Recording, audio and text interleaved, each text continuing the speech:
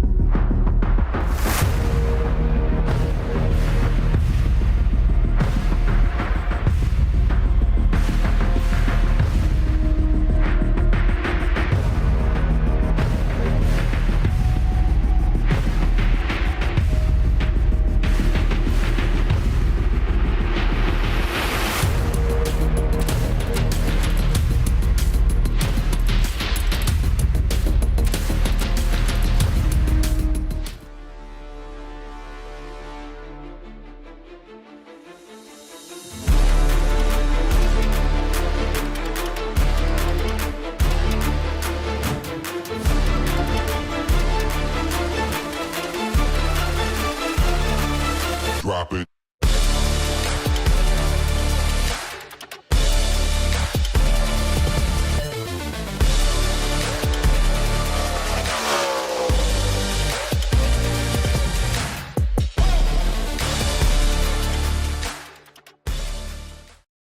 From the virtual cockpits to you, get ready to experience the peak of iRacing skill. We welcome you to the OB Builders Cup Series. Prepare for breathtaking speed, full commitment, and all-out action. The show starts now.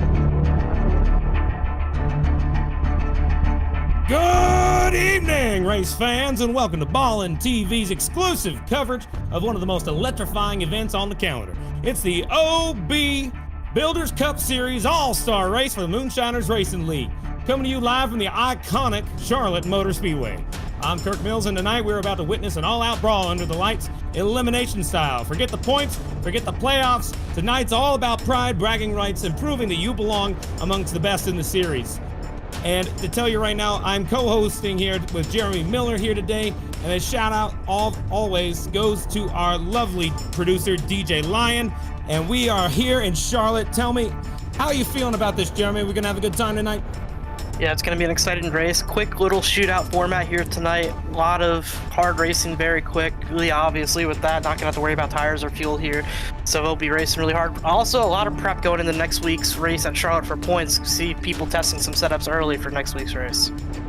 Oh yeah, big day, big race next week. They're racing in the Charlotte 300, I think is what they were talking about. However, tonight, it's going to be a lot of fun. Tonight's show's brought to life by the incredible work of DJ Lion on our production, keeping the cameras rolling, replays tight in the drama field, front and center. And joining me in the booth, like we talked about a moment ago, color and commentary guy who knows the machines in and out, that's Jeremy Millard. Like I said, Jeremy, we got a stacked field tonight, ruthless format, and a track that punishes the timid. What are the mindsets of these drivers heading into segment one? Yeah, this is a really difficult track to get around and keep your tires in one piece. You're going to be seeing some variance probably between shifting as well. Some drivers may have setups under the hood where they're going to be using fourth gear in the corners and fifth on the straights, while others may be opting to stay in fifth gear most of the night and try to save a little more fuel and a little more rear tire. Will be really interesting to see as how the lines will vary with that as well. Well, we'll start with segment one. It's 75 laps. The entire field's in play, but only the top 20 drivers will survive this round. Fall out of that cut line, you're watching the rest of the night from pit road. Then it's segment two. It's just 35 laps and the pressure gets hotter. Only the top 10 will advance. No room for error. You want a shot at glory, you better be up front. And then finally, segment three. You got 25 laps, no saving tires, no fuel strategy. It's a sprint to the finish, a slugfest. And a 10-driver shootout where reputations are going to be made and only one driver will come home to take the checkered and stand as the OB Builders All-Star Champion. Oh, it's going to be a good night tonight. That is for sure. Qualifying underway here right now on the track. See some people early out there taking laps. We have 10 minutes to get through this. Nick King's the first one to put a lap on the board with a 29.266 as we take a look on board here with the 21. Oh, that's a beautiful looking race car. That's like I've seen that thing before. Haven't you seen that one before? It looks like it's been somewhere, like it's gonna be somewhere here in like a week or so. And got Tim Jr. Wortman up here trying to get a new fast time, 29.134, not bad.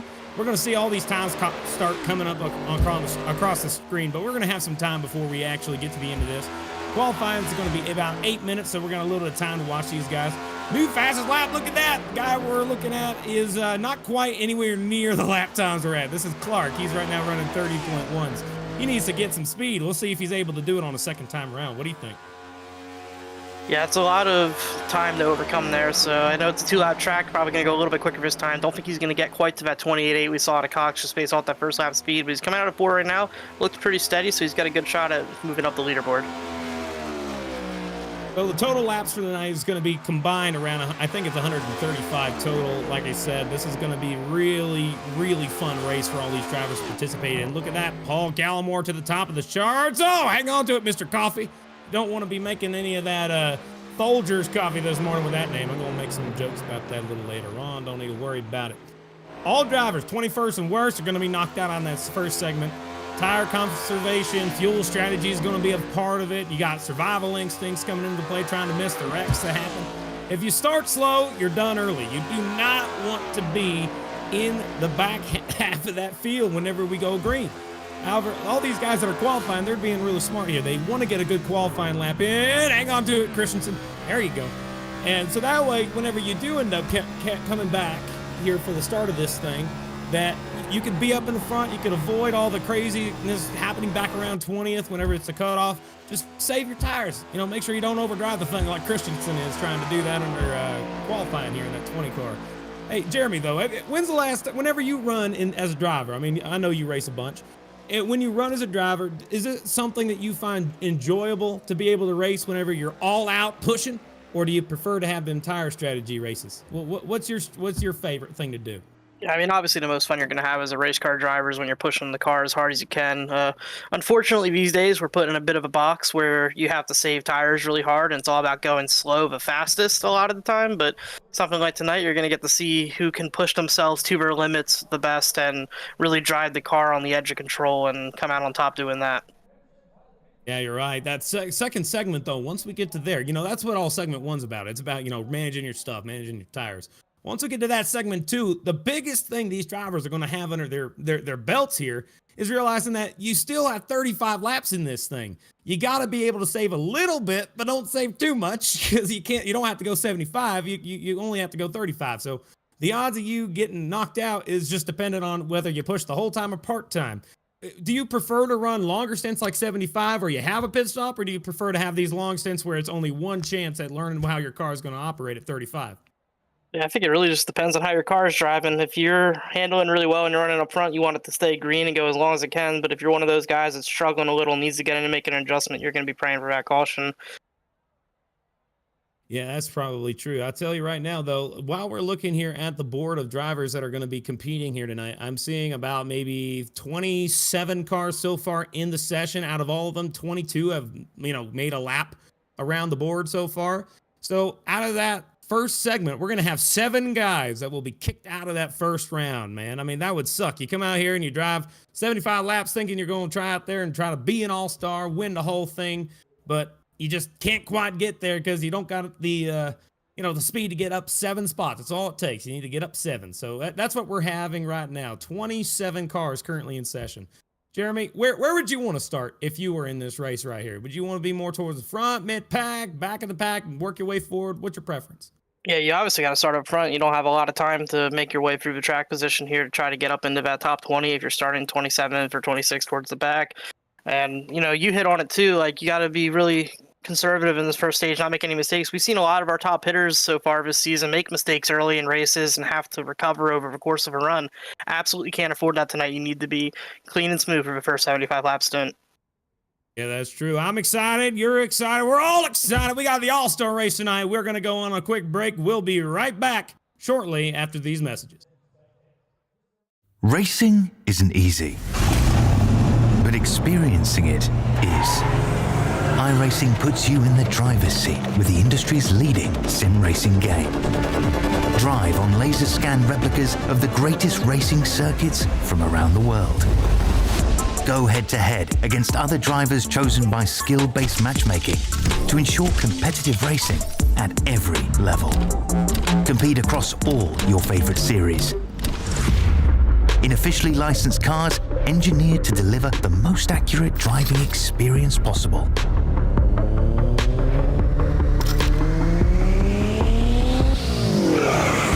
Join a race or host your own with players from across the globe. Race against the computer or in a league with friends. Feel the thrill behind the wheel. Visit iRacing.com.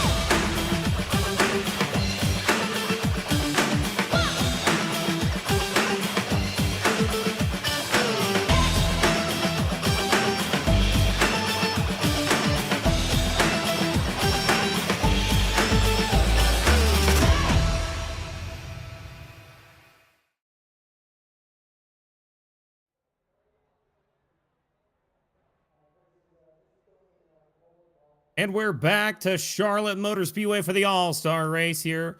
And I'm super excited. We got a lot of great racing to do, and we just got a few more moments left in qualifying before we get back going to start this event.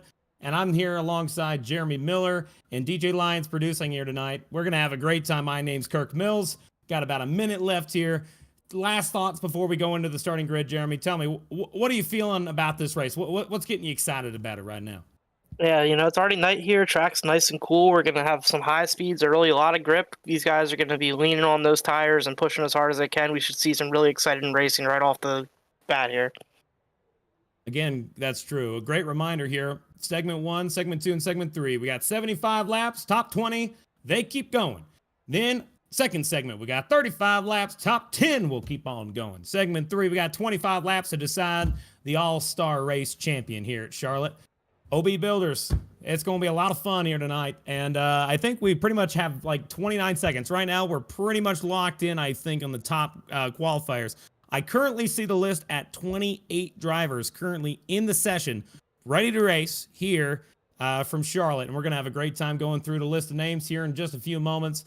Again, this is a great event to be a part of. However, these guys have had a tendency to race real hard, some aggression, some anger between the teams. That's all going to be tested tonight to see if they're able to survive to the end and see if they can win a big payday. We don't know what that is exactly yet. We're going to have that announced here in a moment, but I think we're ready for the starting lineup here in just a moment, I think. What do you think, Jeremy? We're getting that pulled up right now, I think. Yep, we got a couple minutes here on grid. There should be beginning here, and here is your lineup. There it is. All right, I'll do top 10. You go next pit. Here we go. Starting on the pole, it's Paul Gallimore, starting with 28.86 from the Mid-South. To his outside will be Matt L. Cox from Illinois. Starting in the third place spot will be Tim Workman Jr. from Indiana, and to his outside will be Greg Carr in a 25 car. Starting in the 25th place spot, the 5th place spot rather, is Aaron Matthews from the Mid-South, and to his outside will be the number 44 of Sean Rogers from Michigan. Starting in 7th will be Shane Wyatt from Carolina. And then starting to their outside in 8th will be Brandon Fetterplace from Ohio. Starting in 9th place will be Nick King from the Mid-South. And starting in 10th will be Calvin Ruff from Indiana. Starting 11th tonight will be Corey Moore in the 42, and alongside him is Kyle Holden in the 59. Rolling off in the 13th position is going to be league owner Barry Sanders, and joining him is Nicholas Atwood in the 91 car. In the 15th position is Cole Poskowski in the 8, joining Timothy Harper in the blue 56. 17th position tonight is going to be Warren Young in the 1, joined by Victor Pfluger in the 43. And the last 2 in the top 20 for the cutoff right now are Jamison Middlemist in 19th and Kenny Coppola in 20th. Starting in 21st will be Johnny Shade from Ohio, and to his outside in 22nd will be Alex Coffey from Georgia. Starting in 23rd tonight, Jared Clark from the Mid-South, and to his outside, Nigel Christensen will start 24th from the Midwest. Starting in 25th will be Chris Davis from the Midwest, as well as to his outside, Jeffrey Taylor from Virginia. Starting in 27th tonight, our final starter will be Ryan Huff from Indiana. And that will do it for our starting lineup as everybody's on the grid. They're getting ready to roll off with that pace car momentarily. All these cars, all very patriotic themed, some of them here and there. As the pace car starts rolling off the bottom of the racetrack, this is where it's going to get exciting, man. It's all-star night here, and it's going to be a lot of fun. What I was told by our the league's admin, the owner, I should say, Barry Sanders, prior to this, is that the winners are actually racing for a little bit of prize money here. A $100 bill goes to the winner of this race. They said once the drop cars started rolling, we could start talking about it, so they are now rolling. $100 goes to the winner here tonight. And Jeremy, what's your hints to victory here at Charlotte for the All-Star race? Yeah, you just got to keep the car clean, especially in this first segment here. Keep it smart. Don't make any silly mistakes that are going to take you out of it early. And just take care of those tires as well early. And then at the end of the race, make the right adjustments. Make that thing bad fast on the short run and go beat them all. Heck yeah, that's the plan, man. You got to get good on the short run, but also hang on to the car for the first stint on the long run. You'll fix that thing over time. These cars are double file going through turns 3 and 4 on this beautiful Patriot night in America. It is 77 degrees Fahrenheit, track temp 78. Not too hot, not too cold. It feels pretty good. We're going to have another lap. It looks like they added an extra lap on the pace car, so we're going to go back around one more time before we get the green flag underway. Man, I mean, these cars in the back 7, these are the guys we want to keep an eye on. Let's go ahead and remind ourselves of who's back here, starting in the back spots. We got Victor Pfluger. He's trying to stay out here and survive. We got Johnny Shade, also one of the folks that we're going to keep an eye on. Alex Coffey, Jared Clark, Nigel Christensen, Chris Davis, Jose Medina, and Ryan Huff. There's actually all these guys that are starting in the back of this field are going to have to find some way to get from the back 8, because there's one more car that just joined the field. I think it was Pfluger is who we missed, but they are now going to be trying to battle to get into the top 20 after 75 laps. And how are they going to be able to do that here? Yeah, some of the names that you read off there are some of the what we would consider to be the top guys in this league that run up front on a consistent basis. So I think they're just going to need to do their normal thing, bring the speed that they bring every week, and kind of prove the field at a pace that they're comfortable with. Obviously, you have a long stint here to begin the race, but you want to get as far forward as you can, because while the second stint has a little bit of length to it, you don't want to be restarting towards the back of that one if you make it out of this first segment. That's for sure. Now, all these guys are buddy-buddy or enemy-enemy. We got some folks that don't like each other, folks that do like each other from different teams across the board. Team Arrow all the way down through to BMP and Dig Esports, different teams all across the board here. And they're going to be going out here. And again, Jeffrey Taylor with the All About Sheet Metal Pull Award. He's going to be leading us here to the green, coming out of turn number 4. I'm excited. You're excited. Let's see if we can get this race off to a good start. Pace car is going to be diving down into the pit lane, as you see. And here they come on the front straightaway. It's time for the start of this race through the SimWrap Market Restart Zone. We're racing. Boogity, boogity, boogity. Let's go racing, boys, from Charlotte. All-Star Night racing, baby. Let's go. Into turn number 1, the bottom of the racetrack. That white car gets the early advantage. That's Taylor on the bottom, getting a good push from the blue on the bottom, trying to make it work. And now they're just going to go ahead and try and battle for the 3rd place spot, heading off turn 2. Cox got clear for that second position, so the inside rows move to 1-2 on the restart, and here comes the 5th place starter. Wortman's going to move on the inside as well. Gallimore will fall all the way back to 4th. That's a long way to go all the way back to 4th, but up front, Taylor's got this in the lead. He led the first lap of the day. 75 laps, boys. You got a long way to go. We'll see how long you make it. That outside line looks pretty good for Mr. Matt Cox, trying to make it work off turn 2, making it work, and now they're side by side, and he's got momentum. Yeah, we see the multiple lines already come into play early here at Charlotte. Might be a little more multi-groove than 1 and 2, and you'll see at this end where most guys, at least early in the run, is going to be trained to that blue line on the bottom. You see Shane White still working turn top 4. back there. Cars around, he's into the wall hard. It is the 16 of Jamison Middlemas. Currently hard into the outside wall, has damage on the right side. Sorry to interrupt you, Ben, but that damage right there looks pretty bad. He's going to have to hope for a caution before the start of this thing even gets going. As we got a replay here, let's take a look and see what happened. Yeah, he's just went into the corner here on the back bumper of the 81. Checked up a little bit, nowhere for the 8 to really go. Just got into the left rear and started him up the racetrack. Some heavy contact with the outside wall. Middleman just can't catch a break.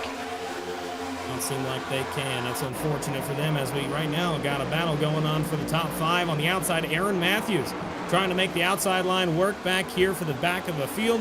For the 4th place spot now, it looks like he is going to be able to get that spot away from Shane Wyatt, I believe is how you pronounce his first name. I want to get that right. Is it Shane? Is that right? Yes, it is. All right, Shane. All right, thank you. I just want to make sure I got it right there. All right, now that we're starting to get settled in, man, we're single file for the front group. Let's take a look now back a little further at our cut line right now. In the 20th place spot, we got Nigel Christensen. He is the gentleman who is currently sitting in the position where you can make it to the next round. But he's got Victor Pfluger all over his back end, trying to get back into the positions where you can advance. We're going to have to watch this spot all day, because it's going to be the one that is going to either make or break your race. And you want to be right where that 20 is. And if you're behind him, get by that 20 as quick as you can. If you're 20, try and get as high up as you can to avoid getting knocked out. Now, what's the feeling when you're running right on the bubble like this? Is it something that's stressful, or you just got to remember to ignore it? What's your deal? I don't think you're stressed this early in the run. I think these guys are mostly just focused on taking care of their equipment and getting their tires to the point where they want them to be. But you'll definitely start to get stressed as we get further into this run. 20 laps left in the segment.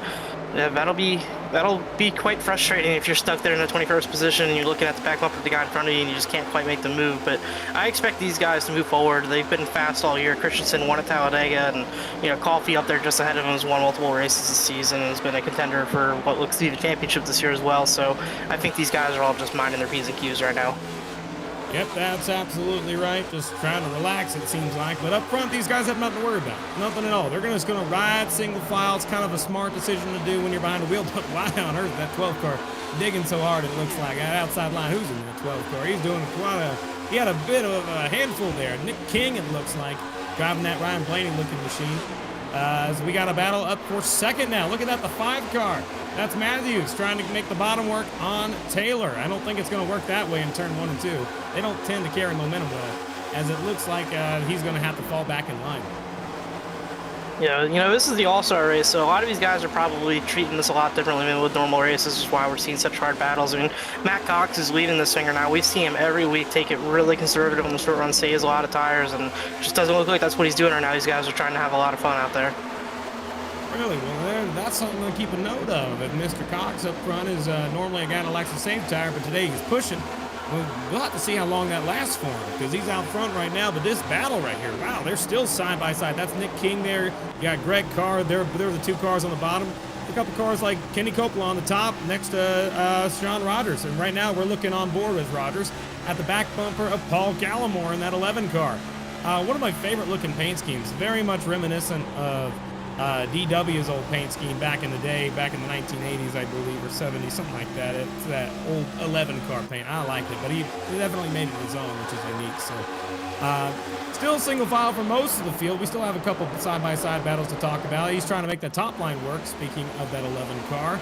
And it looks like he's going to be able to make a pass up there if he's careful. I think he might be able to get there, but we got another car right behind him in that 44, trying to give him a good shove. That's Sean Rogers. Yeah. Also, I know a little early here, but you know we can't make it on fuel in this stint, so they will probably make a stop around halfway. If your car is on the tighter side right now, you can get away with a 2-tire stop at Charlotte, even under green, even with that many laps on the left side. So it'd be interesting to see if anybody tries a strategy like that as well. If we do get to that green flag stop, to gain a lot of time on pit road. Yeah, gain a lot of time, pit road. Man, I don't know. I'm always skeptical of that 2-tire stop. It works very, very, like, rarely for me. It never works, but it seems like other folks like these guys, they are a lot better at being able to predict when the right time is to do it and the right adjustments to make when you do it. So these guys, even though they're battling up towards the front, things are fine. I did want to mention that Jose Medina actually started from the pits today, and he's currently sitting in 28th. Like almost, he just passed the start-finish line a moment ago, so he's about a few moments away from getting lapped. If he continues at his current pace, hopefully he'll be able to stay on the lead lap and just hope for a caution prior to the cutoff. That would be a bad time to, you know, not get a chance to race. As these guys still, I mean, I'm surprised when you're running in an all-star race like this and you know the segments, you know you're safe. I don't understand the mentality behind I'm going to race hard right now. Like, what would you say is the reason why these guys don't choose to just be happy with the spot, know you're safe for the next round, and just push hard at the next round, you know, delay it? That's because it is the all-star race. They don't care. They're out here to race. They don't have to worry about points or anything. They're just out here pushing as hard as they can. And I did want to note, it does look like we've lost Barry Sanders as well. He lost connection to the session, so that will be a car that no longer is going to be fighting for making that next segment. Oh my goodness, you hate to see it as they're 3 wide down the back straightaway, and they're battling hard. You hate to see it for Barry Sanders. Definitely not something you want to have happen to you in a race. It seems to be happening a lot, though. It's so unfortunate, these internet connectivity issues. It's unfortunate. Not the most fun you could possibly have. Now, again, the most fun that we're going to be having here tonight is to make sure that these drivers are able to make it through these segments and get clean pit stops. Don't make mistakes. That's the name of the game. When we come down pit lane, speeding is going to be a big problem, especially with the way that this pit entry works. You see how, like, right here, you'll be able to see it. They're coming through the corner, and it just, like, immediately cuts down. It's not like Atlanta where you got the whole backstretch to calm down and slow it down. You really got to just slam on the brakes on the exit of turn 4 and hope that nobody rear ends you, hope that you're the only one coming down. And, you know, it's stressful, I think, as a driver to be able to go through those moments. But it's what makes it entertaining for us. With 120 laps to go in this race, I mean, it could happen to anybody. But single file for the front 15 all the way back to these guys we're looking at right now. So, I mean, as a driver right now, what's the only thing keeping you occupied behind the wheel other than driving a car and trying to go forward? Is there anything on your mind? Because everybody's just choosing. It looks a lot more chill than you would expect for an all-star. Yeah, I mean, we're close enough to that halfway point of the stage where drivers are definitely starting to fix strategy like we were hitting on a little bit ago. That's definitely in the back of their minds, and back towards the cutoff, people are probably starting to think a little bit, you know, if they weren't moving forward as fast as they expected to, or if anybody's falling back a little more than they expected, they're starting to think about that cutoff, and maybe some concern slipping in their minds that they're not going to be where they want to be when it comes time to take the caution at lap 75. Golly, we're on lap right now. We're completing lap 18 right now, and we're coming back just a complete lap 19. So we're cutting down the laps here and there. More cars are hitting the wall in the back, and they just hang on to it, and they just, you know, lose the momentum, but they gain it back in the next corner. There's this type of racing here at Charlotte. It's really fun. It's fun to watch how the cars can really just get really tight. Like the one car right now seems to be really tight. That's Warren Young sitting in 13th place right now. He is going the wrong way, going straight on back. He's trying to make the top line work for him, but it just doesn't seem to be working, and he's kind of trapping another car behind him as we're talking about it. You can take a look here on screen now. That car seems to not carry a lot of speed in the corner. You know, when you're driving a tight car like that, is there anything you can do behind the wheel to fix that thing? Yeah, I mean, he's doing the right thing by moving up. That's going to hopefully try to put some more pressure on the rear tire and free you up a little. The other thing he should be doing right now is moving that brake bias back, because just start dragging a little more brake into the corner, maybe shifting if you're not shifting, if you can, get some more rear, you know, RPM out there, some more torque, really cook that rear tire. You almost got to purposely make yourself loose right now just to try to get that handling to come back to you a little bit. He is dropping like a rock. Yeah, he was running up pretty good again, but the thing is, he actually qualified back in 20th. But he gained a lot of spots up to about 15th, and now I think his tires are starting to wear out, and he's dropping back a little bit. We're looking now on board with Victor Fluger in the 43. He would be the first car out of the round in the event of if the stage were to end at this current moment. However, the odds of that happening are very slim. So we got a little ways to go. So lap 21 to 75 in this first stage. Now, I mean, there's nobody within reaching distance for Pfluger to be able to pass. The nearest one is Young, and because Young has been dropping back so much, he went back from 15th. Now he's all the way back, running in 19th and 20th now even. So he's got to hang on just a little bit longer. He's got a long way to go. He's going to either pit short pit or do something, because up front, look at these guys. They're still too wide, battling hard. This is for the 5th place spot, I believe. Talk about these guys for a minute. Yeah, we got 3 rows of 2x2 right here. These guys are all racing each other really hard. See the bottom line there, all 3 of them kind of just washing up on the exit of the corner. So it looks like a lot of these guys are fighting a similar tight condition to Warren Young back there as well. And the outside line is going to prevail right now. Some good runs down the front stretch as they'll fight for more clean air. Looking almost 3 wide there with Nick King. Yeah, I don't know what he's doing. He's swerving that thing, getting up in the top line, trying to get a good run down the backstretch. It looked like it might have worked for him a little bit. He got a little bit further away than he was a moment ago. But that really puts the 12 car in a precarious position. You have a choice. Either you want to make it 3 wide or not, you know? So you got to find a hole where you can make it, right? And so the top 2 and 3 guys have actually, like, you know, scooted out to their own lead. They're battling for the lead right now, side by side in the turn 1. Taylor on the bottom trying to get on by that 32 car. Still side by side for the lead down the back straightaway, but not enough. And I got a compliment here on Jeffrey Taylor's paint scheme. He's running that like an American president type of race car looking thing. It looks pretty dang cool. I like it. Very much Air Force One style type of rig. Yeah, definitely looking a lot like Air Force One out there. He's looking for P1 right now. Matt Cox definitely seems like he's done a better job with his tires, has a little more pace right now, but Matt Cox is very strong when he's in the lead, very good at defending, feeding dirty air to that car behind him and keeping his momentum up to keep that position. We'll see. Oh, man, down on the backstretch. Let's take a look back again at this back of this field. The leaders will continue the battle. They're not quite going side by side. Right when I say that, they look to be doing that, but this is wild. Racing throughout. These guys are really just trying to have a little bit of fun on the wheel. Remember, this is for $100 for going out here to try to make a little bit of money. And so they got to be doing all this crazy stuff to get in a good position to win. Second place doesn't get nothing. We talked about this a couple weeks ago whenever, you know, second place gets a set of steak knives. We talked about that, me and DJ Lyons, in the other series we do. It's a really fun night tonight, but these guys seem to really like driving hard for the lead because they are still side by side coming off turn 4 now, up front, 9 car on the bottom, even across the line. He's going to work over this move lap after lap. He's going to keep looking for that left rear quarter panel down the straightaway, pull that 32 backwards. He's got a pretty good run here for 1 and 2. He's going to keep even with him, and when he gets to that left rear and side drafts here, it nullifies that run at the top. But he did not side draft hard enough there, and that's why you see the 32 scooting away down the back straightaway a little. It's hard to be able to make that work, but that 9 car on the bottom of turns 3 and 4 really carries some speed. And because of this side-by-side racing, there's only one guy I think who really enjoys this. That's Tim Workman Jr., sitting in 3rd right now, trying to catch back up to the back bumper of these guys. He got a ways to go to get there, but this side, pardon me, this side-by-side racing really makes it easy for him to be able to gain some time. Yeah, we're just, you know, not side drafting as hard as he could is actually helping those two in that respect, because Wortman's not gaining as much time as he would be if those two were slowing each other down on the straightaways. But got to think the 9 car is probably getting a little tired of being in 2nd right now. Definitely seems like, oh, Cox got the wall hard right hard there. Yeah, that's right, man. He hit the wall pretty good. He did not carry that momentum. I think that might be the move that might make the 9 car get on by here.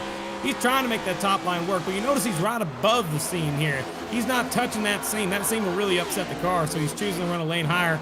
And it seems to be working out for him. But again, look at that. Here's 3rd place. Wortman Jr. trying to close in on this battle. Still up front, side by side. What a race up here. These guys are really wanting it. They want to lead every lap of this race, all right? We don't want to see no Kurt Busch, Kyle Busch thing we might have up towards the front. We want these guys to keep racing like this. It's clean. Good racing. They're racing hard, but they're racing with a lot of respect. They're not pinching, they're not side drafting too hard. Cox way up the racetrack this time, trying to hire a line through 1 and 2 to see if he can get a good run down the backstretch. It's going to give Taylor almost a position. Couldn't quite get clear. Cox is going to come down and side draft him a little, and they'll be even in turn 3. Yeah, you know, these guys are teammates, too. They're over here with BMP Motorsports, subsidiary of them. They're still teammates side by side. The next other guy that they normally run with is Sean Rodgers in the 44, currently running in 5th. So that whole team's doing really well running up towards the front. As you can see, they're still single file for the front, a couple spots after the lead, but these guys still side by side. Will we find a moment when they finally decide to use the bumpers to knock them out of the way? Say, hey, I'm sick of this side-by-side crap. I want to try and get up towards the front. Let me lead a few laps. Or are they just going to continue being friends? I'd say no, because they're teammates, but a week ago, Beast Mode proved that theory wrong as they reffed each other up for the lead, so, and they almost hit right there. I think Taylor's going to clear him down here in the 1, but I don't know. coming back with a little momentum. Yeah, he used that side draft on him. Pretty good. Caution's out. Here's our first caution of the day. It looks like that we got a wreck, and it is on the front straightaway, number 54, Alex Coffey. Alex Coffey in the 54 car on the front straightaway, slow. We'll have to see exactly what may have caused that incident. Looks like he was running the top lane in 16th in a transfer spot. However, he got loose off of turn 4, and then he made contact with another car. Very light damage, if anything. Very light. He did a good job of locking him down. Little bit of front damage here. I think that's repairable, you know, with these things being tanks as they are.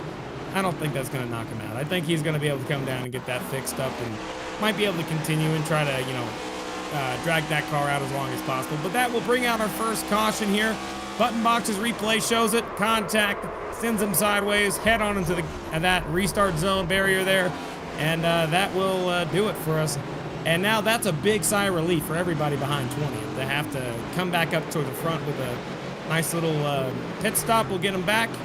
And as all the drivers currently, as we speak, are heading through turns 3 and 4, pit road's going to be open this time. Obviously, do you pit or not pit here? What do you think? Yeah, I mean, you're coming down and you're taking 4 tires here. You might see somebody take 2. I do think it's still in that range where that might be a good call if you're running further in the back, and especially if you're like Warren Young, who's really tight, that 2 will free you up and give you track position. It's a call I would definitely be considering. Right, pit stops, money stop for the first segment. Let's see how they do. It's the one segment that's really going to matter. Oh, man, I'm excited to see how they go. Still haven't got to their pit stops yet. We have someone already in. We're going to focus on the 9 car, though, to start. 9 car is going to pull into his pit stop. He is our current race leader, I believe, when that caution came out. He's taking right sides, and will he take the lefts? 1 car chooses to not take any tires. Look at that. That's the 8 car of Colt Blakowski. Staying out. Going to be taking the lead over as they take 4 for the lead, and everybody else seems to be also taking 4. You got Sean Rodgers, Tim Wortman Jr. will follow him out in 3rd. Kyle Holden, Nick King, the rest of the field follows on through. And that's going to change things. We have someone up front that we normally haven't seen, and it's going to be a lot to see when we come back here from our little break here in just a moment. So, yeah, we're going to have a lot of fun watching this. We'll be right back after these short messages.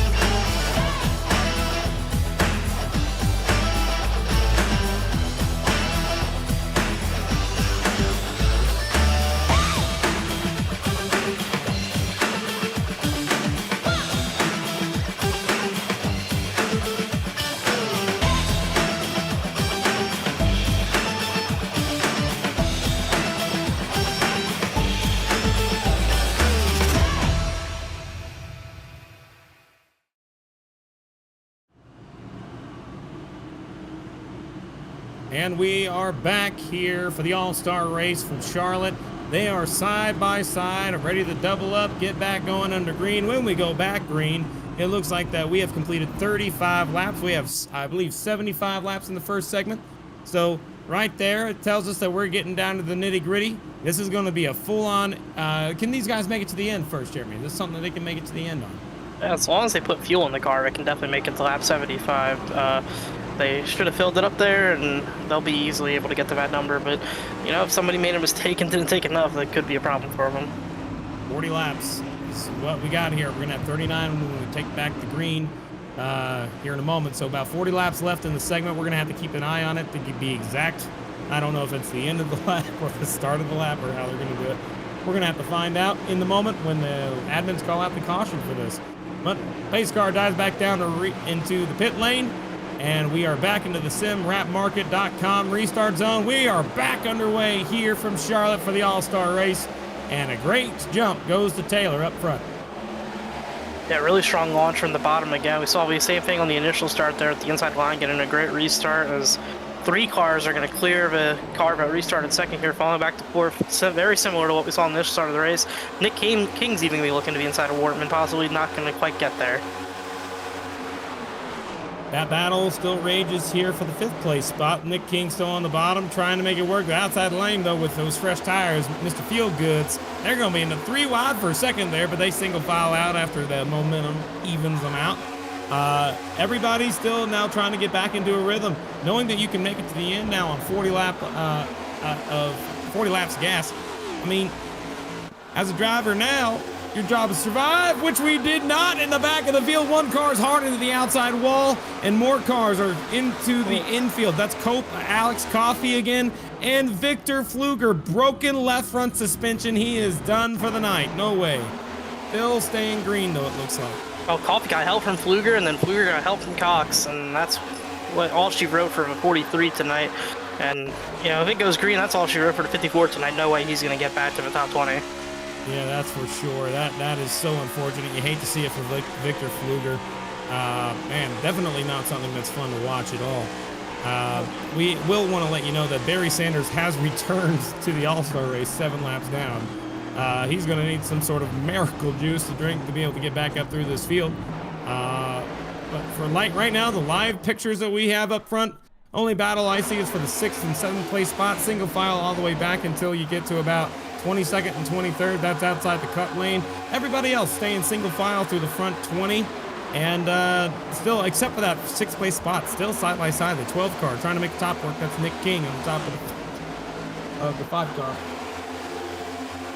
Yeah, King's been working all 3 lanes so far this run, trying to find clean air wherever it is and get that track position moving forward. He's on the outside wide right now. He's going to clear him, and he's going to be setting his sights forward on Tim Wortman. Oh, battle for the lead's heating up as well. Look at this. Kyle Holden trying to make that outside line work in the 59 car. He's making the outside line work. He's not touching that middle crease there. They tend to keep separated on that. Getting a good shove from that 83, and that's going to be a new leader across the line.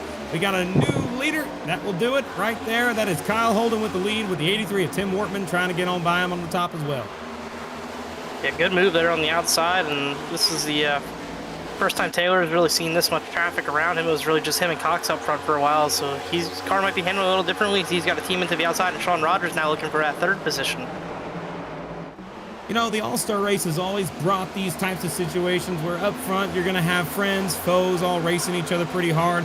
But right now, the 44 car, Sean Rogers being friends with, you know, the 9 car, Taylor. You got the 33 somewhere. Where did 33 go? Our blue car. He was up here leading a whole bunch earlier, but now he's stuck back in traffic. Speaking about him, he's back in 13th. Matt L. Cox, he's trying to make moves to get on back towards the front. He's on the inside making a move right now past, looks like that is Paul Gallimore on the bottom. That 32, he's going to be making his way up to the front. We saw how fast he was early on, and I think that whole thing will continue for sure, as now we got a crazy battle behind him. Oh, around goes the 56, hard flipping upside down. Johnny Shade flipping on his roof. He lands on all fours. Caution's coming back out. Those cars are killed. That is another 2 or 3 cars that are not going to be advancing that cut. It's getting easier and easier to make it in reality with these cars wrecking out. You know, that makes me think Barry Sanders might have a chance. Man, I mean, they keep wrecking like this. Was he with this? Was he involved in the accident? Oh, up front. Oh my golly, that car just got right on top of his roof. Another car in front of him had heavy contact. Let's take a look and see of all those cars that were involved in that one. Dang, that's going to be screenshot material right there. You hate to see it. I think it was Brandon Fetter place on the bottom of the racetrack. What really happened is the 74, Chris Davis, up towards the front. He hit the wall going through the tri-oval, or at least was loose in the tri-oval, had to get out of it. 56 ran into the back bumper and then got into Fetter place, and they made contact. Timothy Harper was there in the 56. Another car that got a little bit of damage is Ryan Huff, but that 45, wow. Just flying in the air, bouncing all over the place. He probably did not want to be in that episode of Dukes of Hazzard. Yeah, definitely not. And I know this this league as a community, they come together every week and they vote on the biggest hits of the night. And I think we definitely just saw the biggest hit of tonight with the 56 of Tim Harper. He hit the outside wall an absolute ton. Oh, Huff ended up. We did not see this before. No. Major damage for the 24 as well. Well after the fact, in 1 and 2, he somehow ended up into the outside wall. Yeah, he was loose after contact with the 56, and he overcorrected into the outside wall.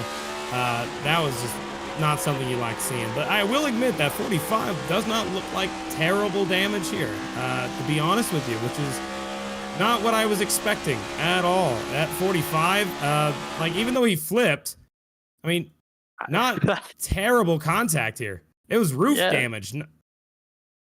I was trying to, I was just trying to look at those tires to see if I saw any toe links broke. I'm not quite sure, and this is where you're going to see Huff just barely gets right reared there, and he just couldn't hold on to it, and eventually he's going to come all the way around here. Man, that was a big wreck right there. This is our Button Boxes replay of 24 car just going, well, pow, hard into that wall on the outside. Not the most fun contact, but dang, that front end liked it. It started smiling right afterwards. It was flat before, now it's curved. There you go. They're down pit lane getting these things repaired now. Oh, man, with that caution, that puts us here with we're on lap 45 right now. And that would make it to where we're about, like, what, 30 laps away from the finish here? Yes, and that's 30 more laps for these guys to keep wrecking for Barry, too, so keep an eye on that. I mean, the underdog of the year right here. Barry, 7 laps down. We already have 2 guys, Victor Pfluger and Alex Coffey. These guys are going to be dropped out. He's already passed them. He's up to 26. He's going to need to have 1, 2, 3, 4, 5 cars. 5 cars, maybe 6, drop out. He's going to have 6 more cars have issues. And a few more are going laps down as they are getting repairs in the pit lane. But this definitely closes the gap for the 20th place spot, you know, the cutoff, since we're talking about it. Third place right now has the cutoff position. He's right now on the outside of Jose Medina. Remember, Jose Medina started from the pits, so he's in a great spot right now in that 48 car.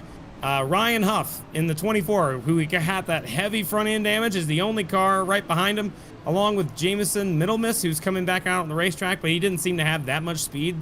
So, I mean, I think that we're pretty much set with the top 20 right now. Well, considering we got to go 30 laps, I mean, I don't know how any of these other guys can get by this 34. Yeah, they're all looking like they're in pretty good shape right now. I mean, it's going to be a bit of a battle for the lead, I think, and then also back in that 20 position. Like, you know, as you said, better place might be hard to get by, but somebody that we're not expecting could fall back into that position.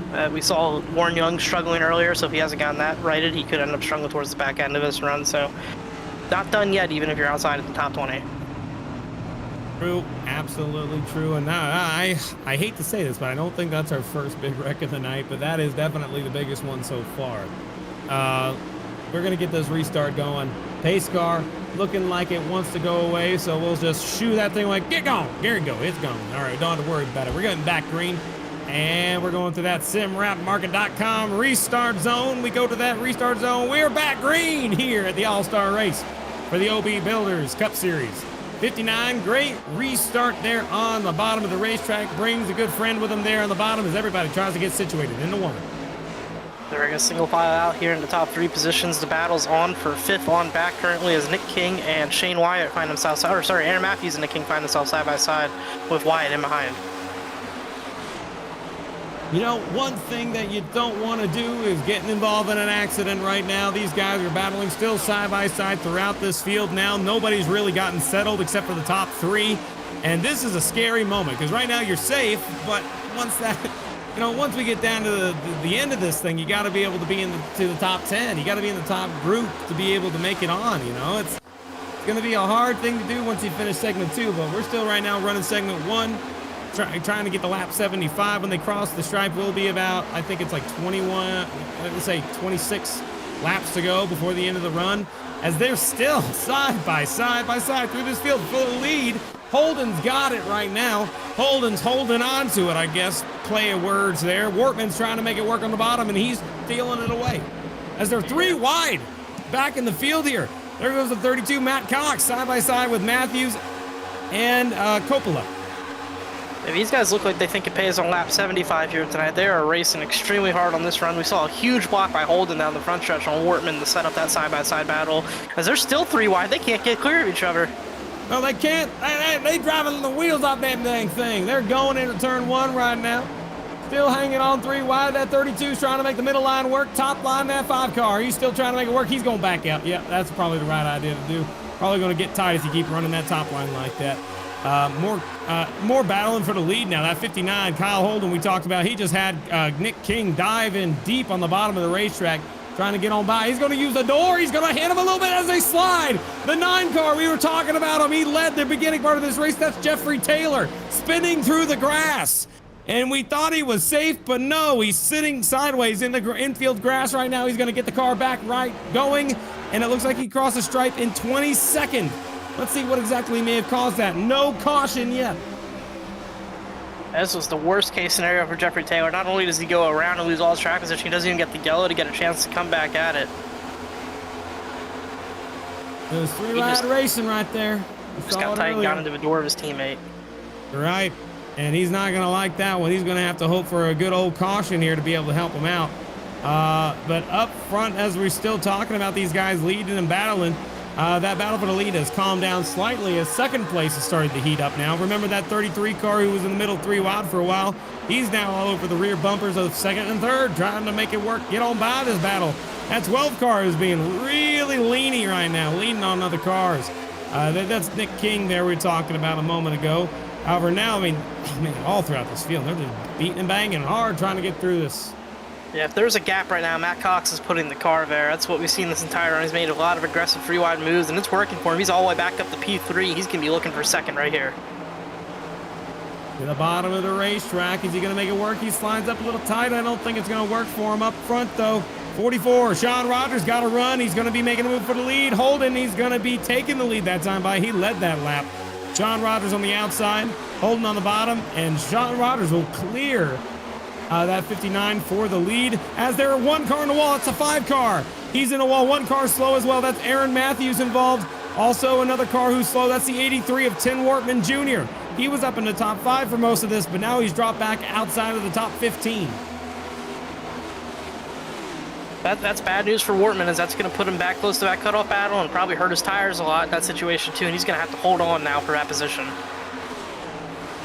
As Sean Rogers leads this field, we're looking at right now, that 12 car's trying to make the top line work, trying to lead some laps. Holden's coming back on the bottom. He's got a little bit of a run. He's using some side drives. He's slowing that 44 down, but the 12 car is going to give him a shot into 3. And they are going to be side by side through turns 3 and 4, trying to hang on to those race cars, as they are still 2 and 3 wide in the back of the field, trying to not crash those things. But 44 will lead once again, that time by. As we complete now, we're up to lap 56, which means we're just under 20 to go, 19 laps to go.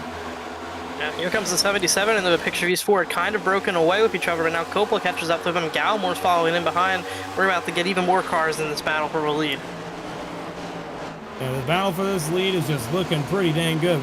We're not going to worry about that cut line too much, because everybody's just driving the wheels off the thing up towards the front. It's just good to keep an eye on it.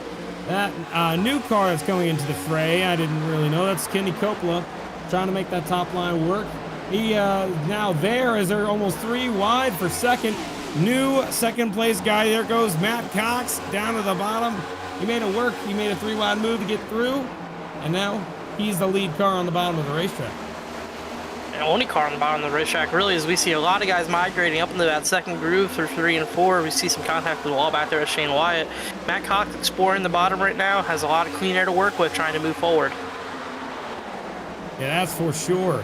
We had a moment there on the front straightaway, speaking of which, Warren Young went through the grass straight through. I don't think he got turned or anything. He just took a shortcut through the grass for a moment, as these guys are still battling for the lead.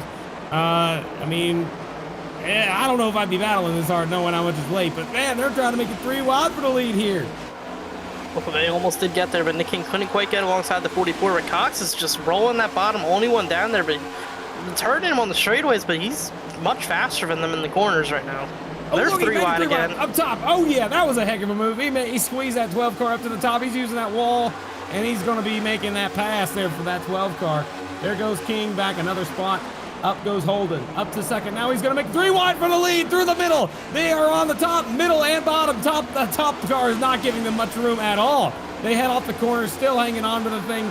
And it still looks like 44 is going to lead that lap. That's Rogers. But watch Rogers. He's been doing a great job of squeezing that middle lane really well. And I think that was a big reason why I was able to hang on. But it might not work for long. Here comes Rogers. Rogers will take the lead as they're coming up on a couple lap cars. 1 car into the wall behind. He's going to keep it straight. I tell you, Holden's looking like Ryan Newman in the 09 All-Star race in real life right now. That car is an absolute rocket, but he didn't run up on him so quick. He had the lift. He ran up on him so quick, he cleared him on, and now he's driving away. That might be Drew. Around goes.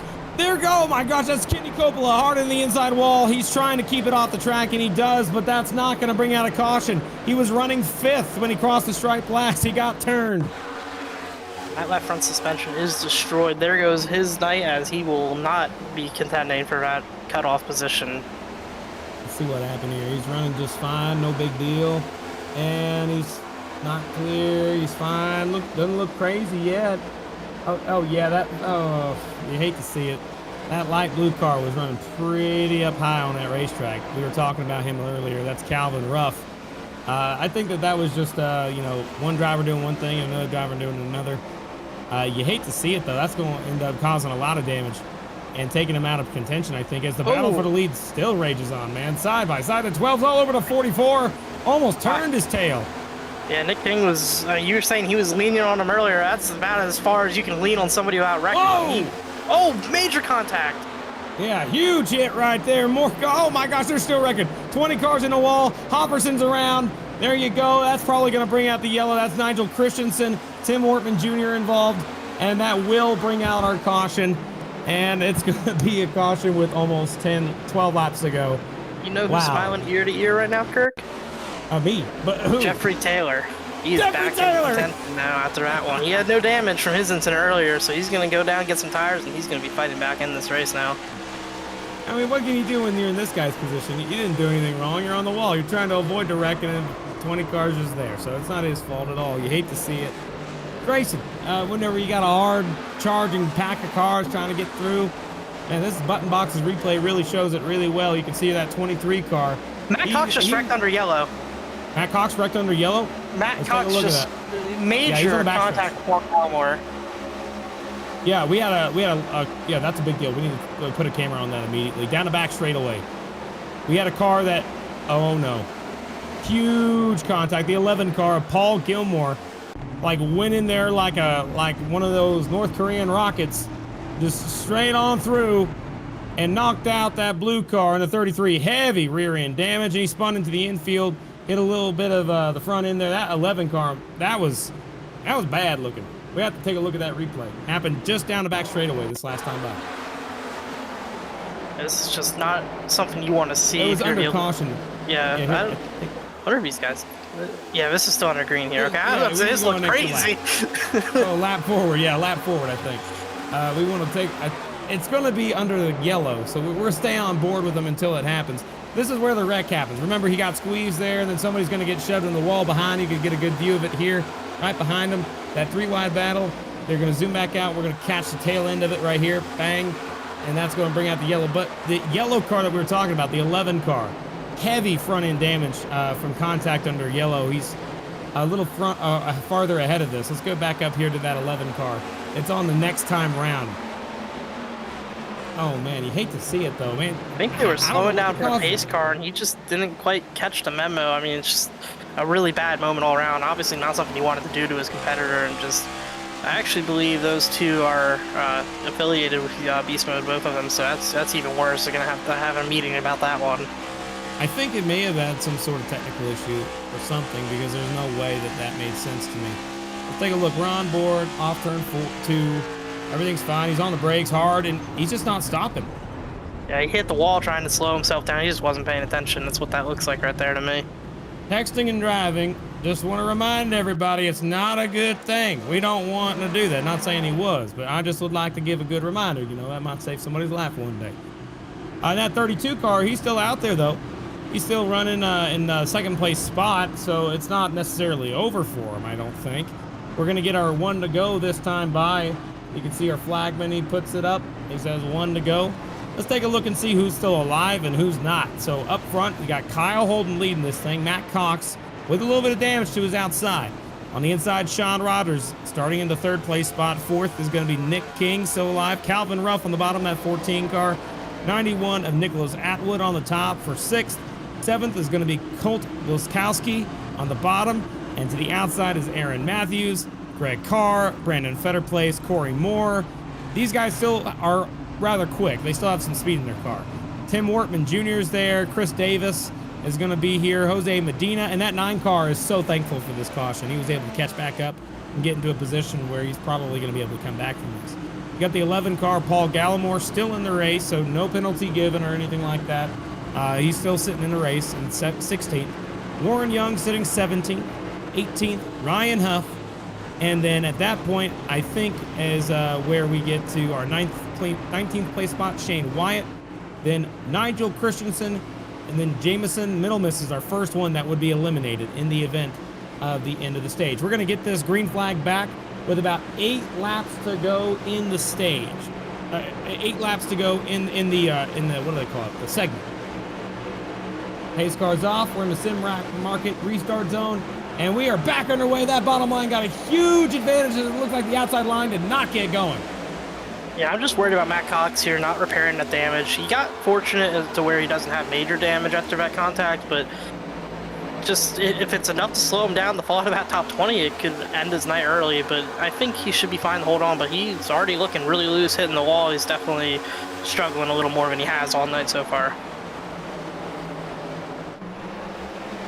Still looking okay here for 3 and 4 on the scene. I think he's going to hold on just fine. Might just have to baby that car a little bit. Is my mic working right now? Yes, we can hear you. Was it working in the caution at all? Yes. Oh, thank God. I was about to say, I don't know how the heck I went on mute there. My apologies. Whew. But we're good. Still racing up towards the front. This is the battle. Holy cow, it's a hornet's nest up towards the front of the field. We want to keep an eye on this for right now, as we're coming to about 7 laps to go, somewhere in that range, 7 or 6 laps to go. And we'll take a look at the back end here in a moment, but they're still battling. They don't need a battle like this. They're going to be safe as long as they cross the start-finish line.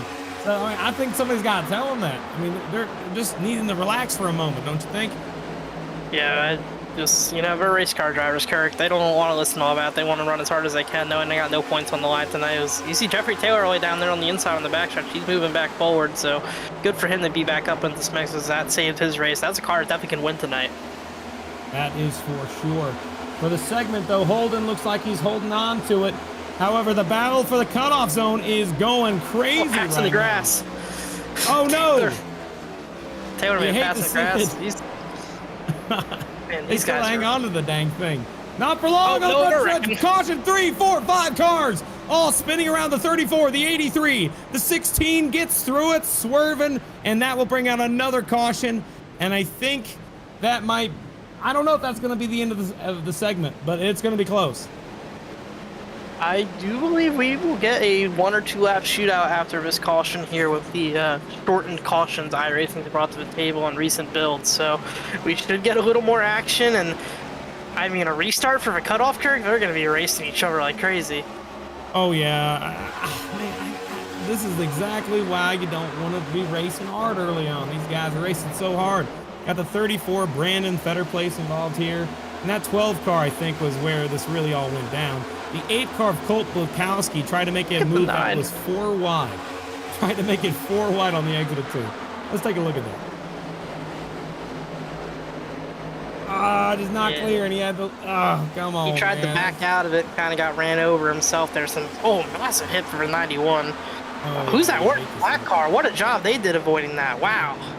Yeah, exactly. That was what I was talking about a moment ago. That 16 car of Jameson Middlemiss. If we go on board, it's a heck of a view. Another one made a great move to miss it as well, but we're going to watch this one, and then after this, I think a good one to watch after that would be Medina, Jose Medina. Both of these guys would be good at watching right here.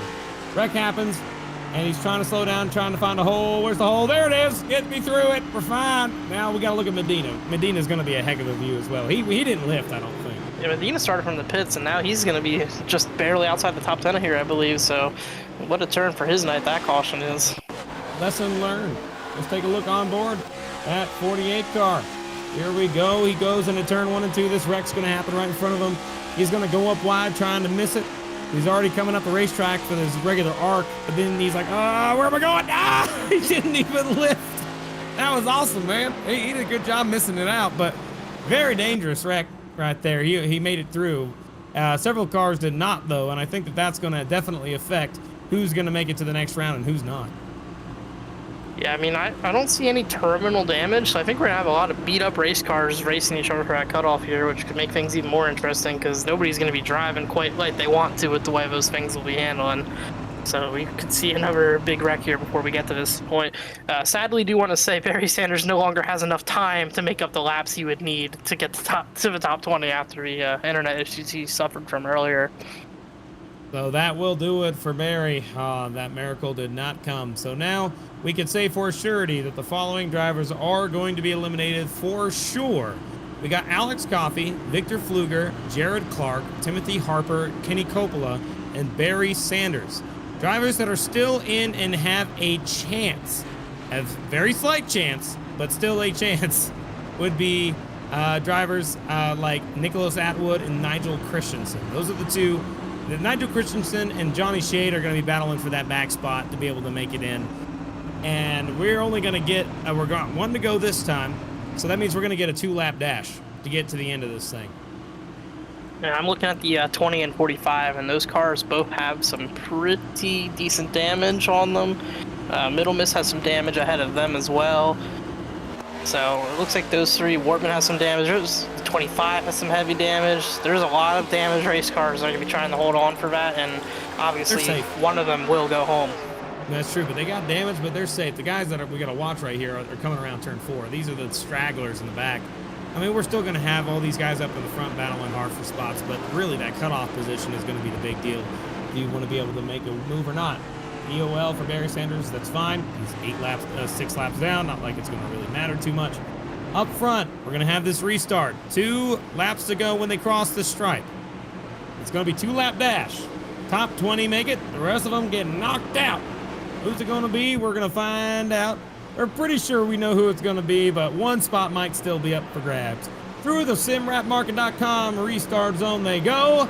And that leader right there, Kyle Holden, is back underway. We are green here. Great restart on the bottom of the racetrack as that outside line got a little better restart this time around. Yes, it did, and they're going to be filing off down here into turn 1 as the battle out back is going to be for that cutoff position. Currently looks like actually every car on the racetrack will advance. There's only 19 cars still running up here on the lead lap. What on earth happened? We still have a guy in the pit lane. If Fetter Place is out, Nicholas Atwood is out.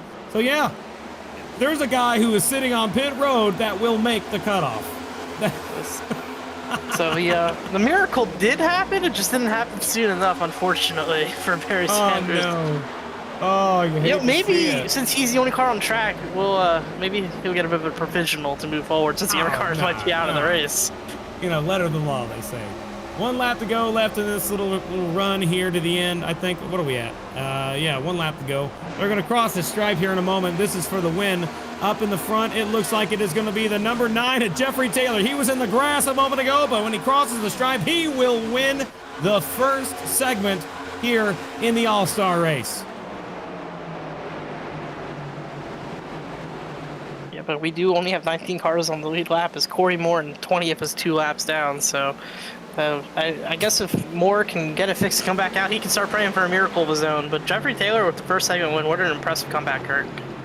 Absolutely, he did really well going through the grass, getting in a wreck, and still making his way back up towards the front. Winner of segment 1, great job.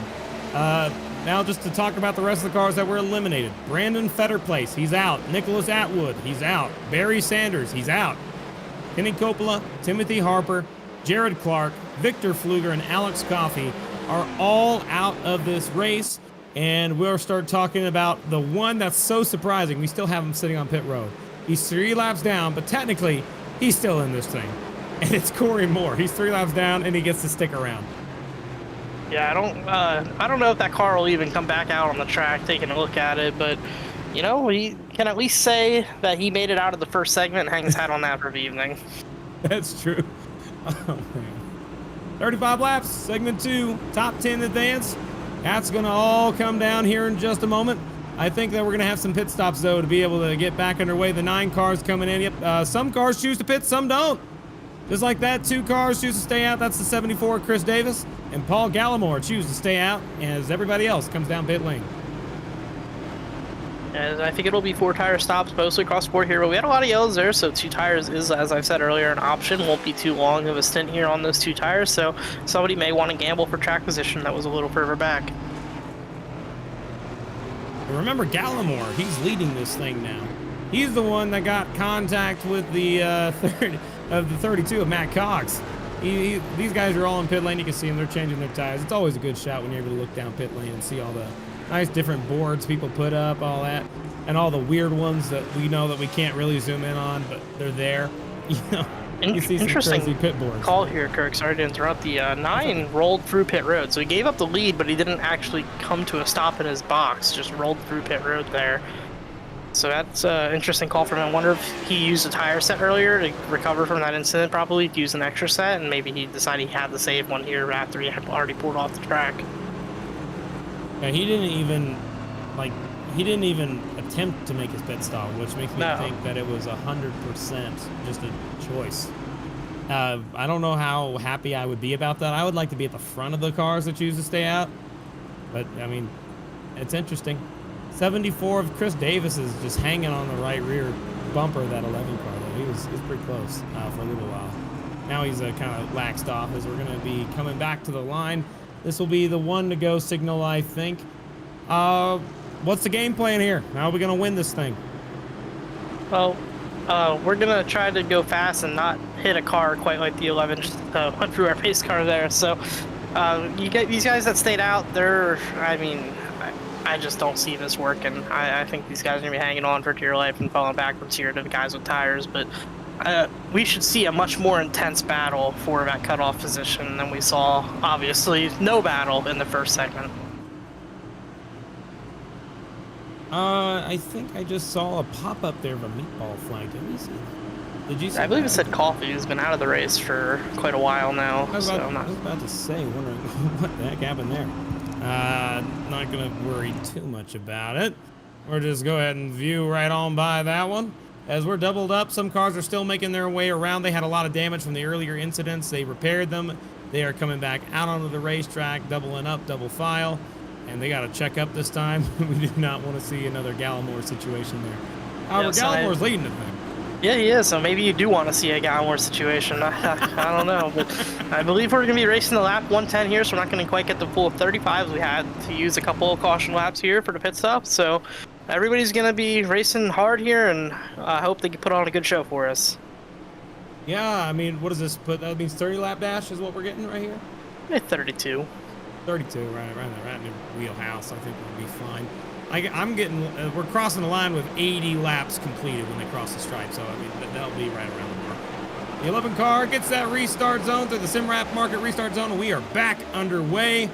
That bottom line really fell apart behind the 48 car, and that 48 car of Jose Medina just did not go. Yeah, he did not, and the Holden car, 4 tires, first car on tires here up to P5 already. He's going to be looking to make quick work of the guys with no tires in front of him. Taylor's working on the inside for the 3rd position, but he should have been leading this thing. Well, up front, you got it. Paul Gallimore somehow with a terrible front end still leads the first lap across the board. Wow, got the damage repaired, and all of a sudden he's like Ricky Bobby out here leading this thing. Side by side for second on the outside. That 1 car, Warren Young's trying to make it work. We saw him earlier. He was having some long run problems, but this is a short run. Should be more in his wheelhouse. We'll see how it feels for the Aero Motorsports machine. And I gotta say, one thing that's exciting here is that the cut line has just got really contested. That 10th place spot is gonna be the one that gets you into the next round. And right now, Calvin Ruff has it right now. Calvin Ruff. He's battling side by side with the 5 car of Aaron Matthews. However, the next car that is currently out is Ryan Huff. So that would be the one that's currently out if we were to end things right now. They're still side by side in front of him, so there's more opportunity for him to get back up front. But yeah, the rest of these guys in the back have got to realize, I got to go, and I got to go right now. Yeah, we also need to keep an eye on those guys who took no tires on the stop to see how long they can hold on to back track positions. They are still the top 4, as Taylor will move back into the lead after that little excursion down pit road where he didn't come to a stop in his box. But top 4 currently still all the guys who have no tires. As King is going to look to the inside of Holden for P5. Those are the first 2 on tires. You know, I'm surprised with how long these guys up front are actually hanging on with the old tires. I thought they would really fall off, but no, they seem to have a lot of grip. Maybe that's something to keep in mind for the end of this race. Yeah, I mean, cool track, late night like this, you know, have a lot of heat in the racetrack, so tires are going to be sticking a lot better. As we see King moving to first to the outside of Chris Davis there, so that's going to be the first car to start to slip backwards out of those who didn't take tires. So, you know, I'd say right now, even though he's still up there in the 6th position, as he loses a position to Holden here as well, I think that's the first car really in the danger zone of that group of 4. All right, when we cross the stripe, that will put us 10 laps out of the way since the last stage. So that means that we got about, what are we at, 25 laps to go in this run? 25 laps? Well, I got on my mark. I want to make sure I get that right. So around 25, 26. Yeah, we should be coming to 25 here. Yeah, 25 this time by. That's it. So with that in mind, these guys are going to not need to take any pit stops anymore until that competition caution right at the end of the segment. Yeah, definitely good to go here. Just going to be a question of, you know, if we do get a yellow in the middle of it, maybe somebody gambles on tires. That'd be the only way we see pit stops, really. But Nick King is starting to move forward on those tires. Following him is Holden. The guys who stayed out and took none, they held on for a little bit, but as they start to slip backwards, they have more dirty air. They'll start to struggle even more, and this could become a question of whether or not they'll hold on to these top 10 positions. Oh, yeah. I don't know. Like you said, I didn't like the strategy that they pulled early on either. I mean, I was surprised that they chose to do it. But, I mean, still with the cars, they were able to hang on as long as they did. The current car, number 1 car out right now is Jose Medina, currently running 11th. We're on board with them now. So everybody in front right now technically is quote-unquote safe. And that is as long as they can make it to the end of the race and make it to and survive where they're currently running. Medina here has got to pass just one of them.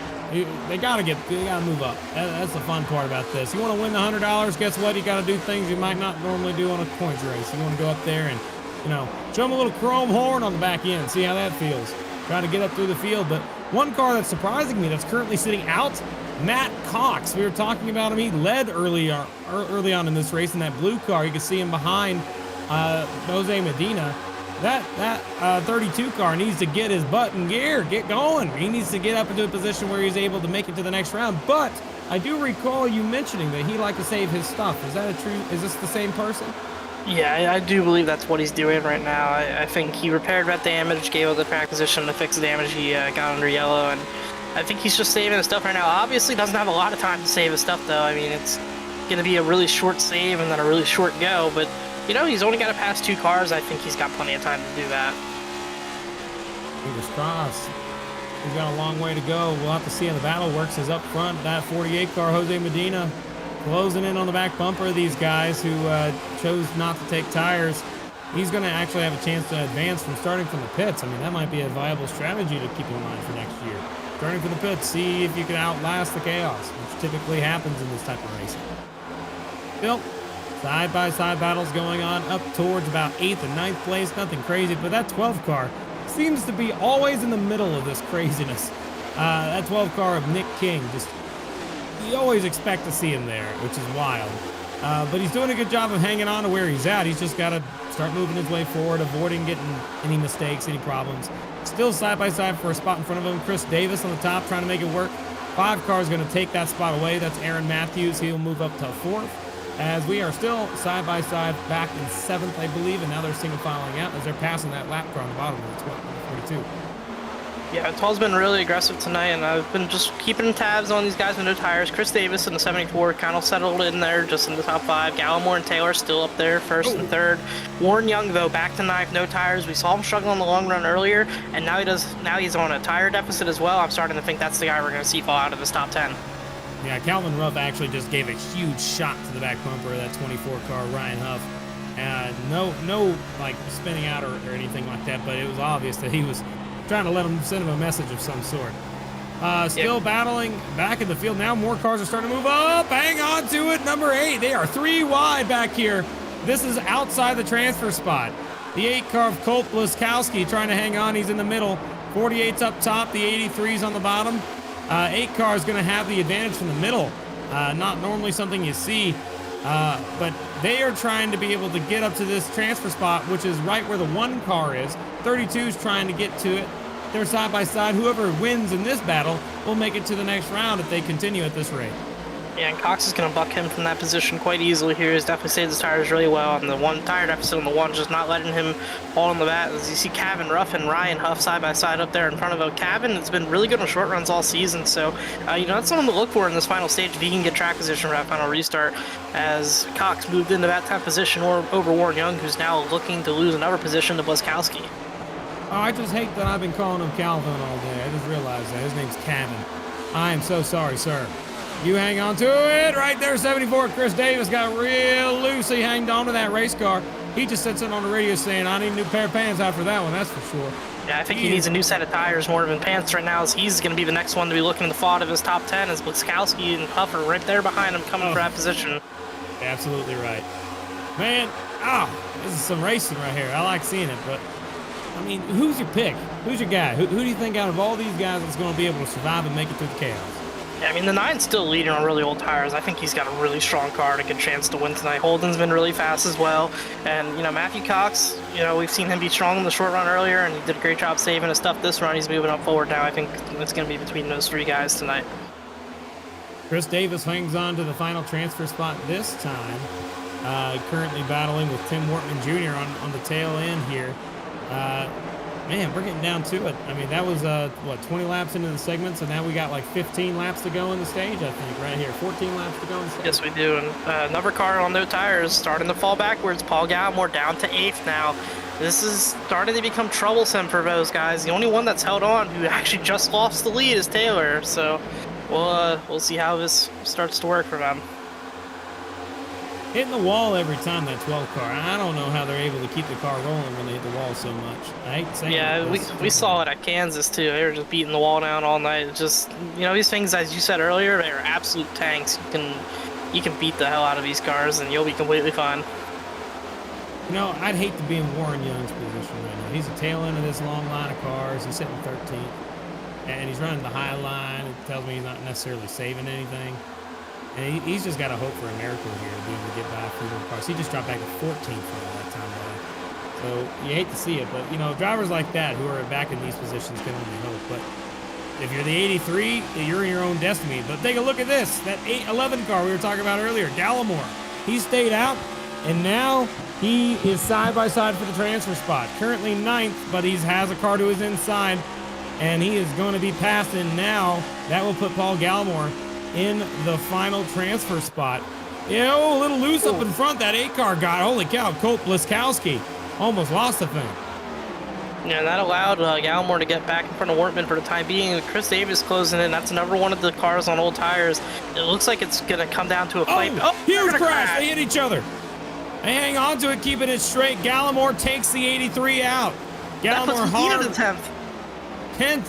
Where did Nicholas Medina come from?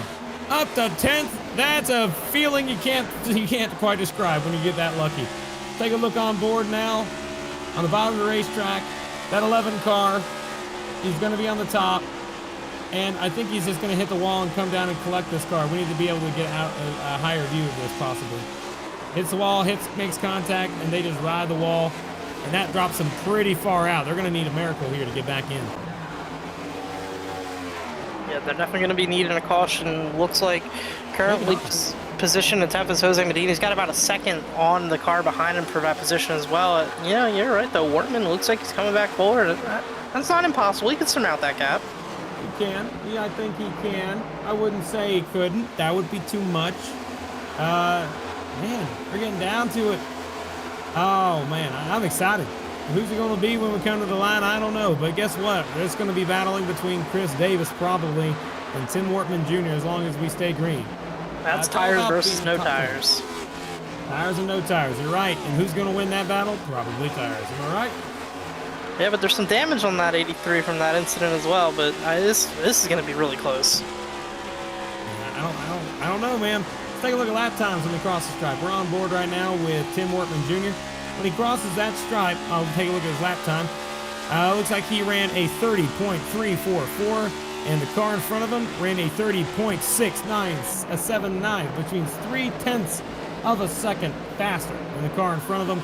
So that means he's got about, what is that, 0.6 to catch him back down? I mean, it's possible. He's going to get there.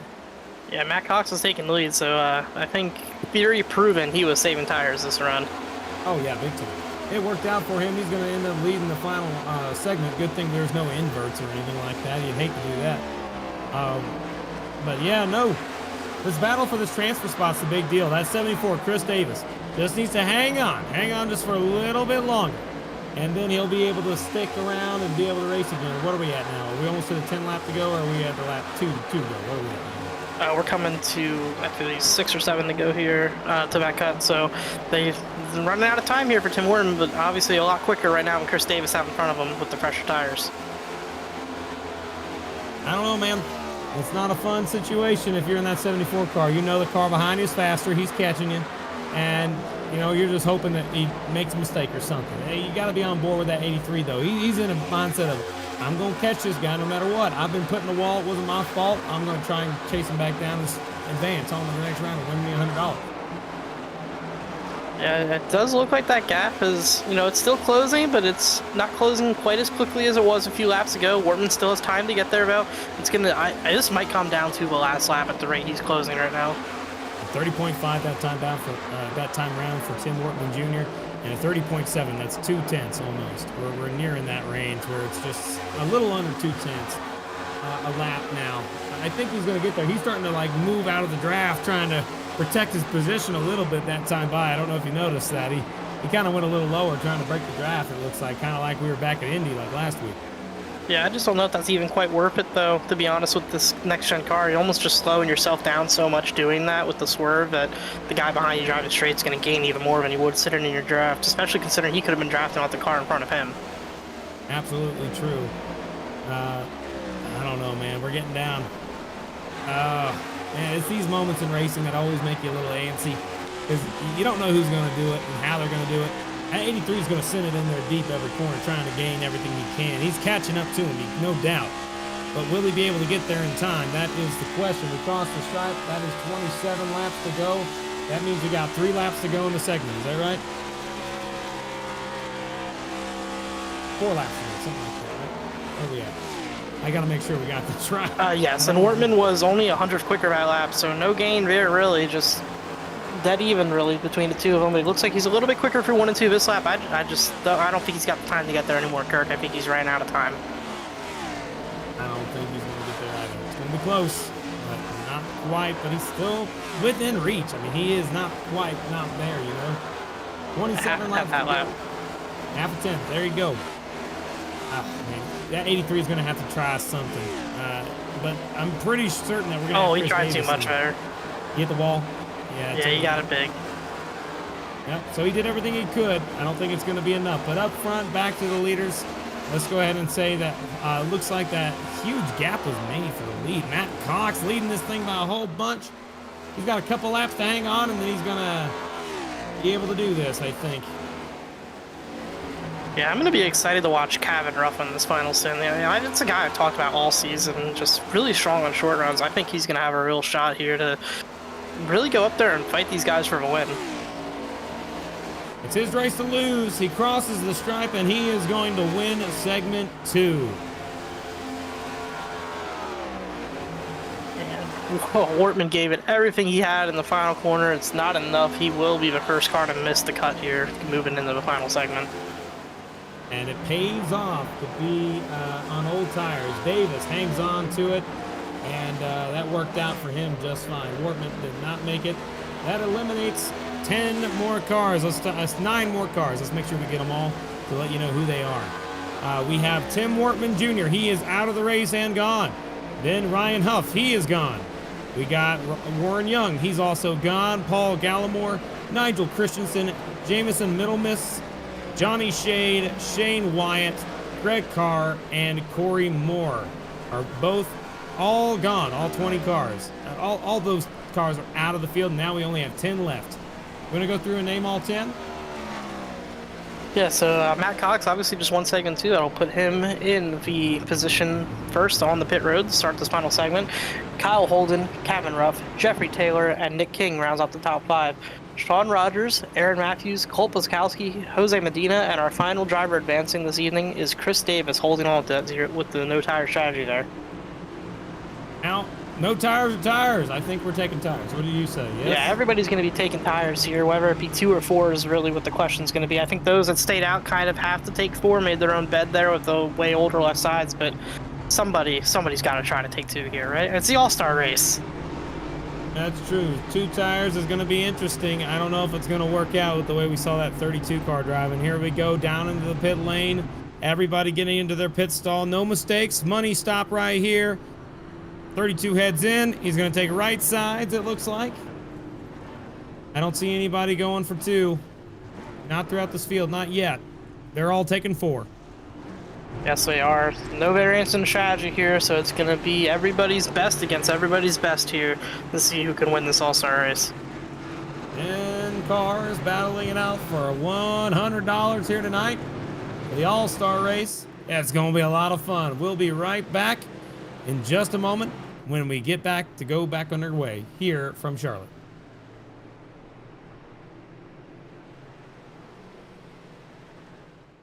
Racing isn't easy, but experiencing it is. iRacing puts you in the driver's seat with the industry's leading sim racing game. Drive on laser scan replicas of the greatest racing circuits from around the world. Go head-to-head against other drivers chosen by skill-based matchmaking to ensure competitive racing at every level. Compete across all your favorite series. In officially licensed cars, engineered to deliver the most accurate driving experience possible.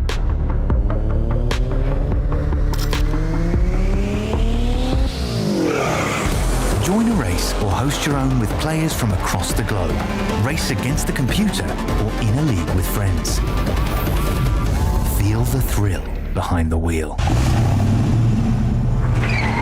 Visit iRacing.com.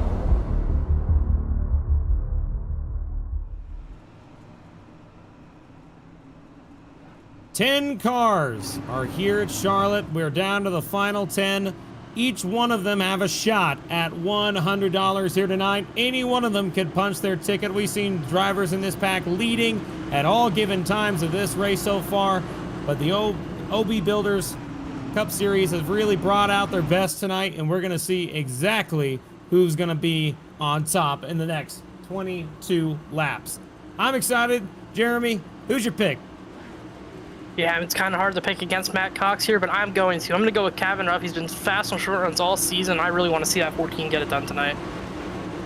Yeah, we'll see. He's going to have a lot of work cut out for him. That 32 seems to have a lot of speed in it. Very blue, but that blue is fast tonight. So 74 Chris Davis at the tail end of the field. He's got a long way to go. It's all for $100. We're going to keep our focus in the front part of the group. And this is 10 cars lined up side by side, ready for this restart. Who's going to win the $100? Who's going to be the all-star winner? We're going to find out here in just a moment through the Sim Wrap Market Restart Zone. We're back underway. Green flag, that bottom line got a great restart. The top line did not. That 59 of Kyle Holden will be falling back to third behind the 14 car of Calvin Ruff, but he's going to try to make the high line work in turns 1 and 2. Not quite there. Single file for the front 4 as they're side by side for 5th. Up front, that 14's getting a run on the back bumper to the 32. He's going to make a move down to the bottom of the racetrack for the lead. He gets cut off. That 32 of Matt Cox comes down and blocks that run really simply and really quickly. Yeah, Ruff definitely wanted the lead there, and I think that's his recipe to success. He's super strong on short runs always. Get clean air, you can push your car even harder with less of a deficit to your tires. He needs to get it now, and I think he knows that behind the wheel of the 14. Get all you can get when you can. He's going to gain a little bit of a run down a backstretch this time. Again, he's going to gain a little bit of time. I don't think he's going to be able to make a move this time. He's going to have to set him up for the next lap, but the 59's all over his rear bumper. He's getting him tied up the hill. He's pushing him up. 59's going to make a move down to the bottom for second. Remember, this is all for $100, 19 laps to go, and they are still battling hard for that third place spot. The 44 trying to make it 3 wide for second in the middle. Not quite there yet. Still side by side for second between Ruff and Holden.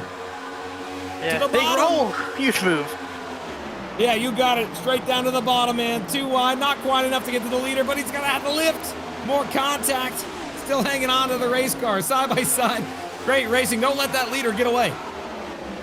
Yeah, Matt Cox is loving what he's seen in the mirror. I know these guys are all racing each other really hard, using up their stuff. He's just running his line, running his pace, managing the lead just enough, giving them dirty air in the corners.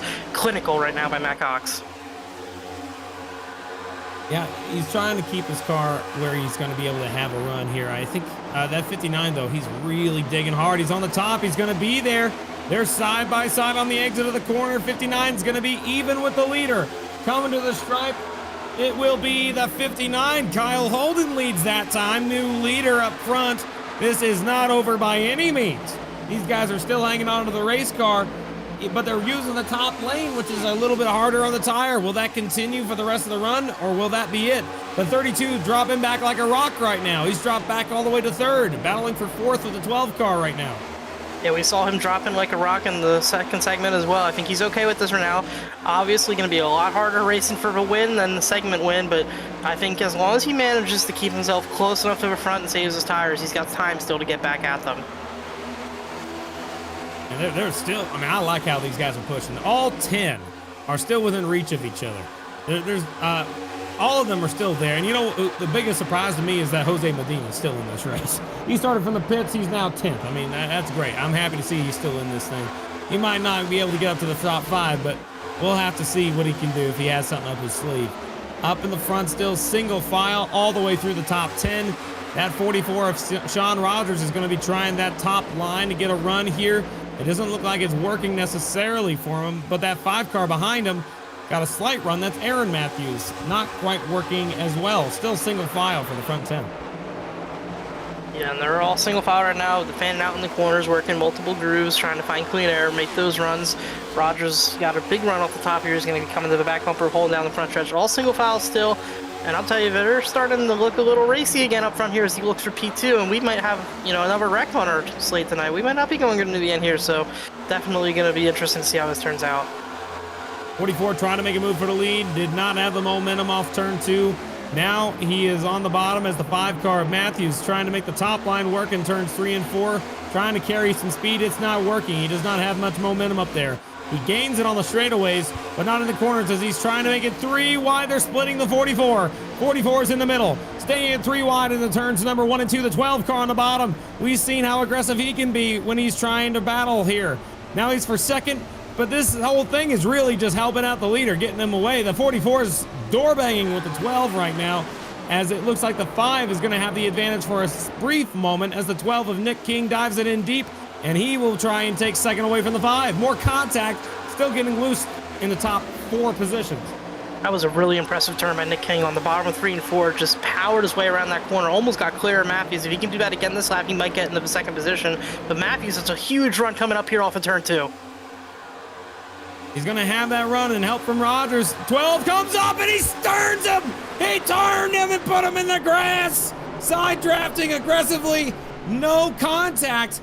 That will bring out a caution with 12 laps to go in this race. And he just turned him in the grass. He has over aggressive side drafting like 101 right here. Let's take a look at that 12 car. Remember, we were saying he likes to rub up on folks. This is what happened here. He just coming up the side draft and just a little bit too much, gets into that left rear wheel and just turns him.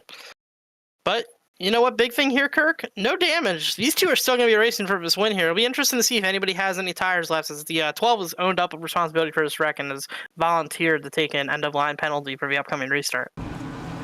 Wow, I mean, that's respectful. You like to see that. He knows it wasn't on purpose. He was just trying to side draft, and unfortunately that happened. So that 5 car cannot be happy about that, to say the least. But will you pit right now? Do you want to pit? Do you want to take tires? What do you think? I know you got tires left and you're in the back. You better take them, but somebody should. Oh! Everybody's pitting. Everybody's take 2. Down. Somebody better take 2 here. If they don't, I don't even know what to say. You have like 8 to go and you go green. Take 2 tires. I've never been more excited for the end of a pit stop cycle in my life. I hope to see who's going to take 2, who's going to take 4. What's the situation here? Oh, man, it's going to be exciting. 9 car pulls into his spot. He's in the front of the group. He had the pole. He's going to take right sides.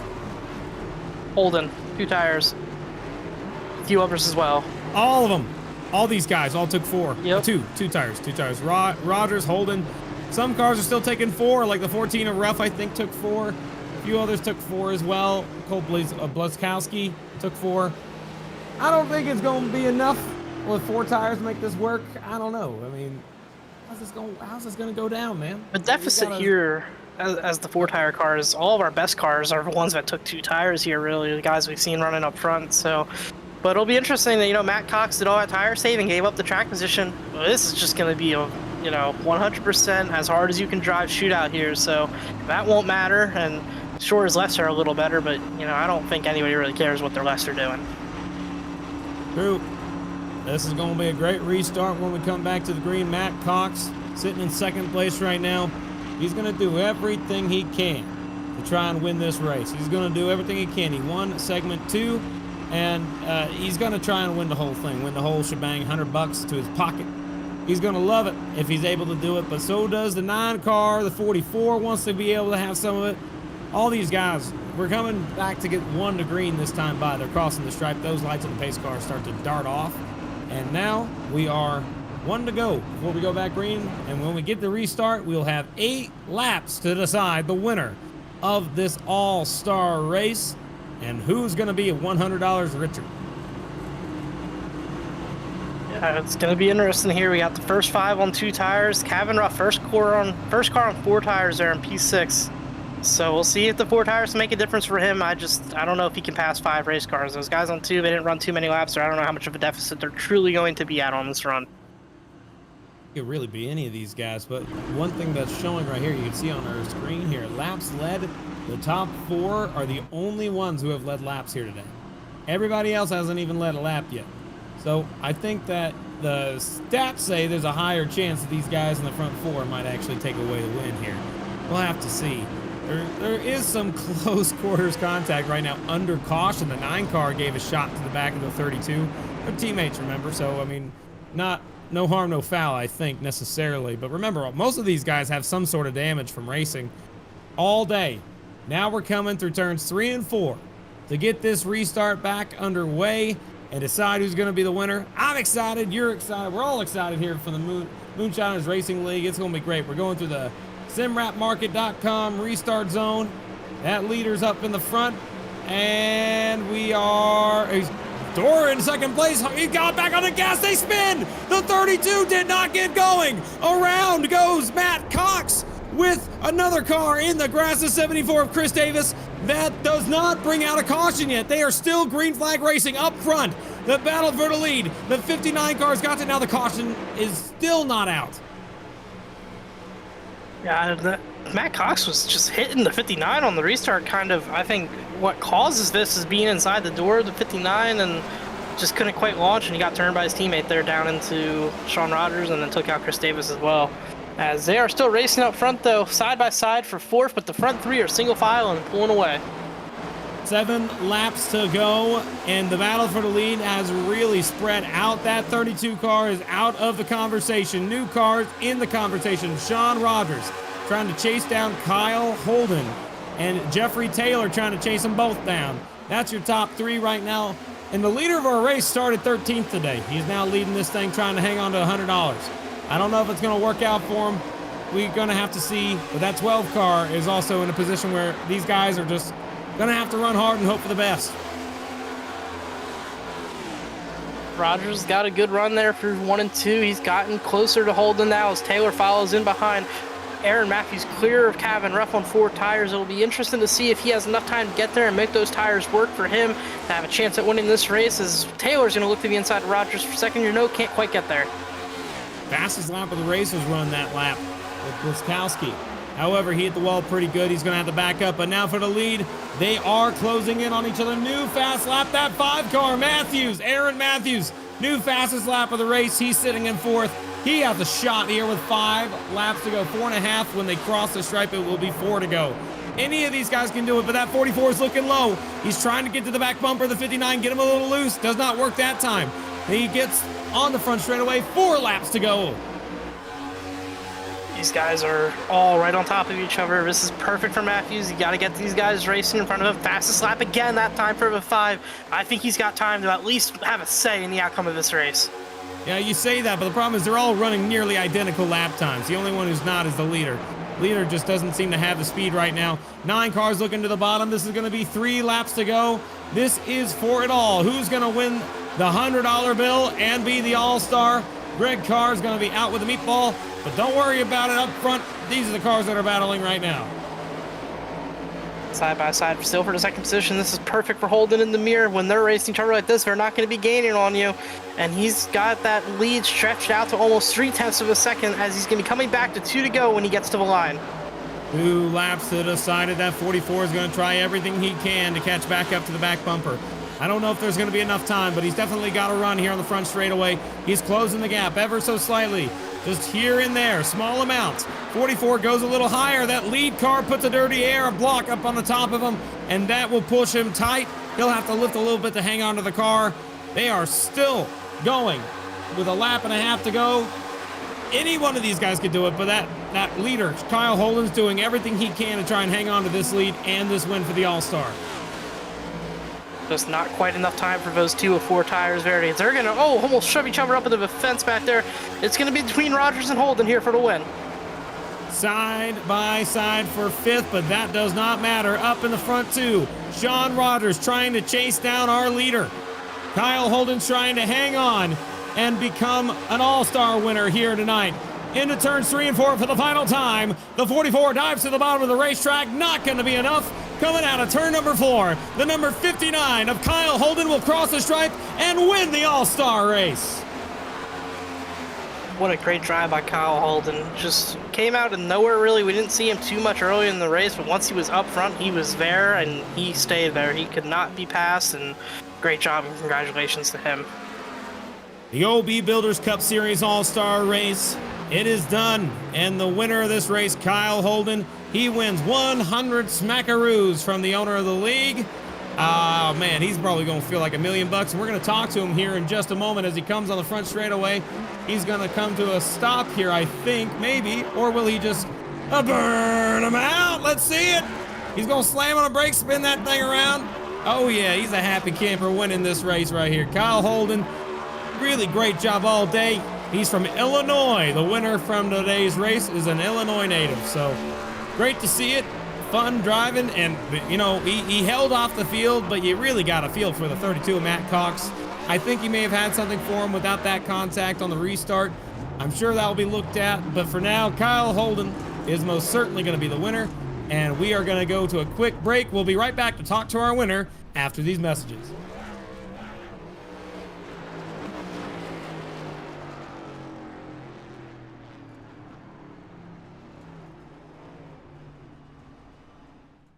Racing isn't easy, but experiencing it is.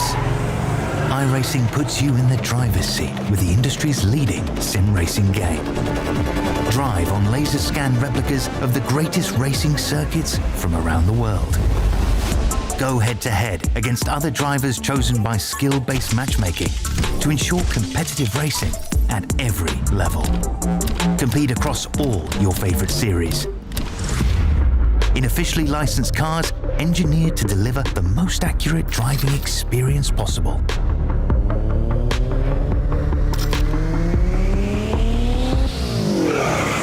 Join a race or host your own with players from across the globe. Race against the computer or in a league with friends. Feel the thrill behind the wheel. Visit iRacing.com.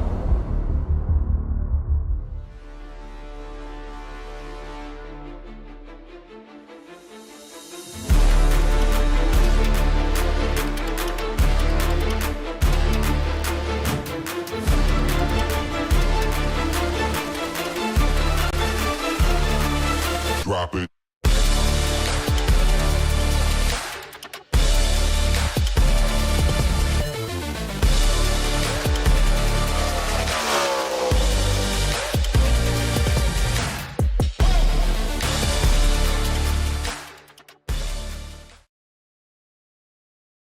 from the virtual cockpits to you. We are back here from Charlotte, and we had one epic race here tonight. And out of all the cars that came out here to compete for the All-Star Race win, only one of them came away with the win tonight. That's Kyle Holden. And speaking of those cars that came out for tonight's race, we're going to go ahead and take a look at our finishing results. Finishing in the first place spot, again, Kyle Holden from Illinois. Second will be Sean Rodgers, falling just short from Michigan. Kevin Ruff from Indiana will finish third, with Nick King fourth. Jeffrey Taylor, Aaron Matthews, Colt Bluzkowski will finish seventh. Eighth will be Jose Medina. Great run for them tonight, starting from the pits. Ninth will be Chris Davis, and Matt Cox will finish in 10th place tonight. These 10 drivers you see here were eliminated after our second segment tonight. Paul Gallimore, Jameson Middlemiss, and Johnny Shade, followed by Tim Wortman Jr., Ryan Huff, Warren Young, Nigel Christensen, Shane Wyatt, Greg Carr, and Corey Moore. And our final finishers here tonight were, these are the leading finishers. Let's try that again. Right here. Barry Sanders, Brandon Fetterplace, Nicholas Atwood, Kenny Coppola, Timothy Harper, Jared Clark, Alex Coffey, and Victor Fluger round out the tail end of the field. Those that were involved in accidents. Now we're going to go ahead and bring in our winner of tonight's race, Kyle Holden. He's coming into the room first. Kyle Holden, is Kirk up here in the booth? You got a copy, my man? Hey, what's going on, guys? Hey, man, congratulations, man. You just outlasted the field and took home the All-Star win here at Charlotte. Let's start from the top. How's it feel standing in victory lane after surviving all three of those elimination rounds? Feels pretty good. We took it pretty slow at the first stint just to kind of get a feel for the track and how everyone was going to drive, and then they all started just coming back. So we pushed it a little bit, and then Barry ended up disconnecting. So I said, I guess it's time to really push, and went to the outside and got around pretty much everyone. I think we finished P3 to start there on the second stint, and then we just kind of saved a little bit from the start and then kind of went on from there. But after all those cautions and some of the uneven of the tire wear when you're doing those cautions and cooling off the tires, it didn't help so much, and Matt got the best of it there for to get that stage 3 one. And then stage 3, we just went balls to the wall, as fast as we could, and every lap used the arrow to block as much as we could, and luckily we came away with the win. Anyone you want to shout out here tonight after winning the $100 bill that comes with winning the All-Star race? Yeah, a huge shout out to Barry for paying that bill. Huge shout out to everyone for the league letting me come back in. I know he took half the season off there, but we're coming back with a vengeance. Huge thanks to SimHQ, and huge thanks to everyone in the broadcast team. All right, thank you, sir. Congratulations out there. You are an all-star winner. We wish you the best of luck in future events. We'll see you next time. As now we are going to go ahead and send him back out, and we're going to now have our second place finisher come into the booth. That is Sean Rodgers, and he is going to be with Jeremy. Sean, one spot short of $100 tonight. What more did you need on that final run to go out there and beat Kyle Holden? I thought I had a pretty quick car. It's just at the end there, the arrow blocking, and he ran it perfectly. So shout out to him. Just in the corners, he was mirror driving, and he kept it right in front of me, and I couldn't really get the run that I need to even get it alongside of him. We saw you up and down throughout most of the night tonight. A lot of back and forth strategy for a lot of drivers. Was there any calls that you made throughout the course tonight that you regret in hindsight or would have done differently? No, I thought I had a pretty good strategy. I saved that set of tires, which came into use there at that final segment there. But I had a really good car, especially if we long run. We never really got one, but no, I don't think I would do anything different. Maybe tried to get another spot a little earlier, so I wasn't behind at the end. But other than that, no. Oh, great job of winning the corners on that final restart to come home P2. Who gets it done for you on the 44? Shout out to my girlfriend. I know she was watching tonight. I don't know if she still is. Shout out to... Is her name Amanda? Yes. Yeah, so I'm sure she was... she's always... a chat thing for you, so she wanted to shout you out. Nice. Yeah, she's always there supporting me in my nerdy hobby, sitting here racing like a nerd. But shout out to Kenny, the boys at BMP, and TWRS. They built me a very fast car tonight. And shout out to Barry for running this league, and shout out to you guys for putting on the broadcast. I look forward to going back and watching it later. Well, thanks for putting on a show out there for us tonight. We'll see you next week at Charlotte again. Sounds good. Thanks, guys. And joining now, Kirk, tonight for our final interview of the evening, our third place finisher, Kevin Ruff. Kevin Ruff. I've been messing up your name all night. I want to apologize first and foremost. Kevin Ruff. Making sure I got that right. I had fixed it mid-race, so I hope you'll understand. Third place here tonight. That 14 car was on rails. How did you come back after all that craziness in the middle of the race to finish up in the third place spot? Man, it just a lot of cutthroat, man. That's what it is. A lot of aero blocking. Just you get somebody on your outside on that right front, man. It just takes the air off it. My car would get real tight when people did that to me. Some people had a looser setup, but I just couldn't run it. And saving tire was the other big thing. I didn't save tire as good as Matt Cox. That second segment, good God, he took off like a rocket at the end of that segment. But definitely saved tire, had good pace longer. And if this was like a traditional race, I would have felt really good going into the final stage. I did a +2, -1 spring adjustment on the back in the second segment, thinking that it was going to help loosen the car. Car was on rails. But that last segment, it got real tight, and I should have done an air pressure adjustment on the right side, but I didn't. Want to apologize to Kenny Coppola. I looked at the replay of that earlier in the race when he got taken out.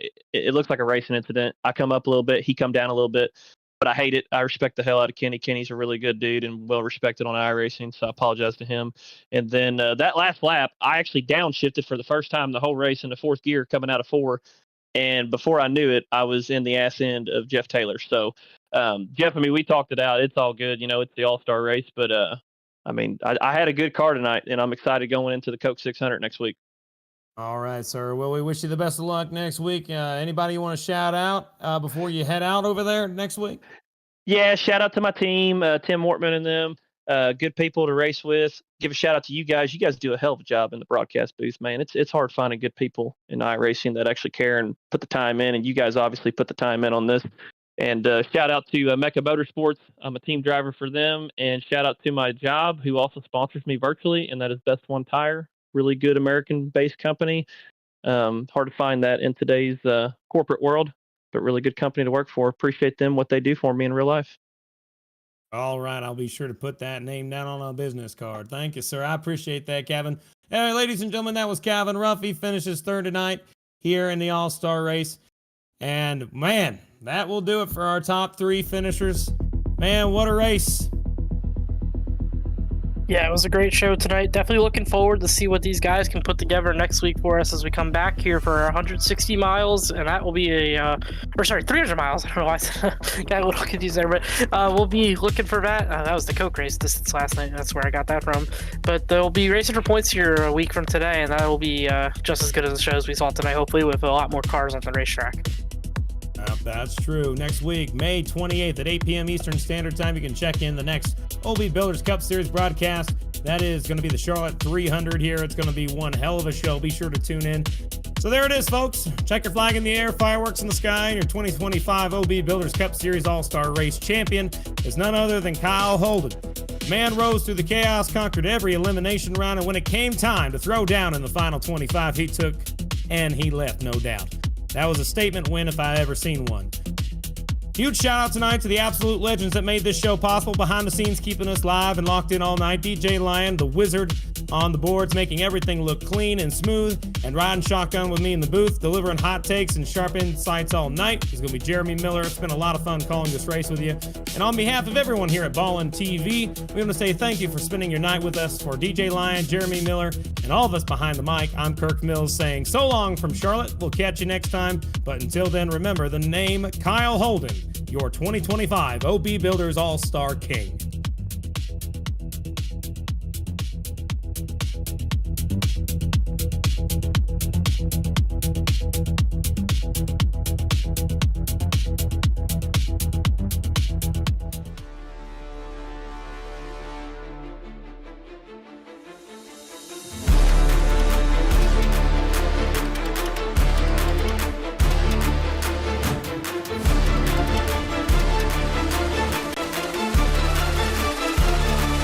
drop it.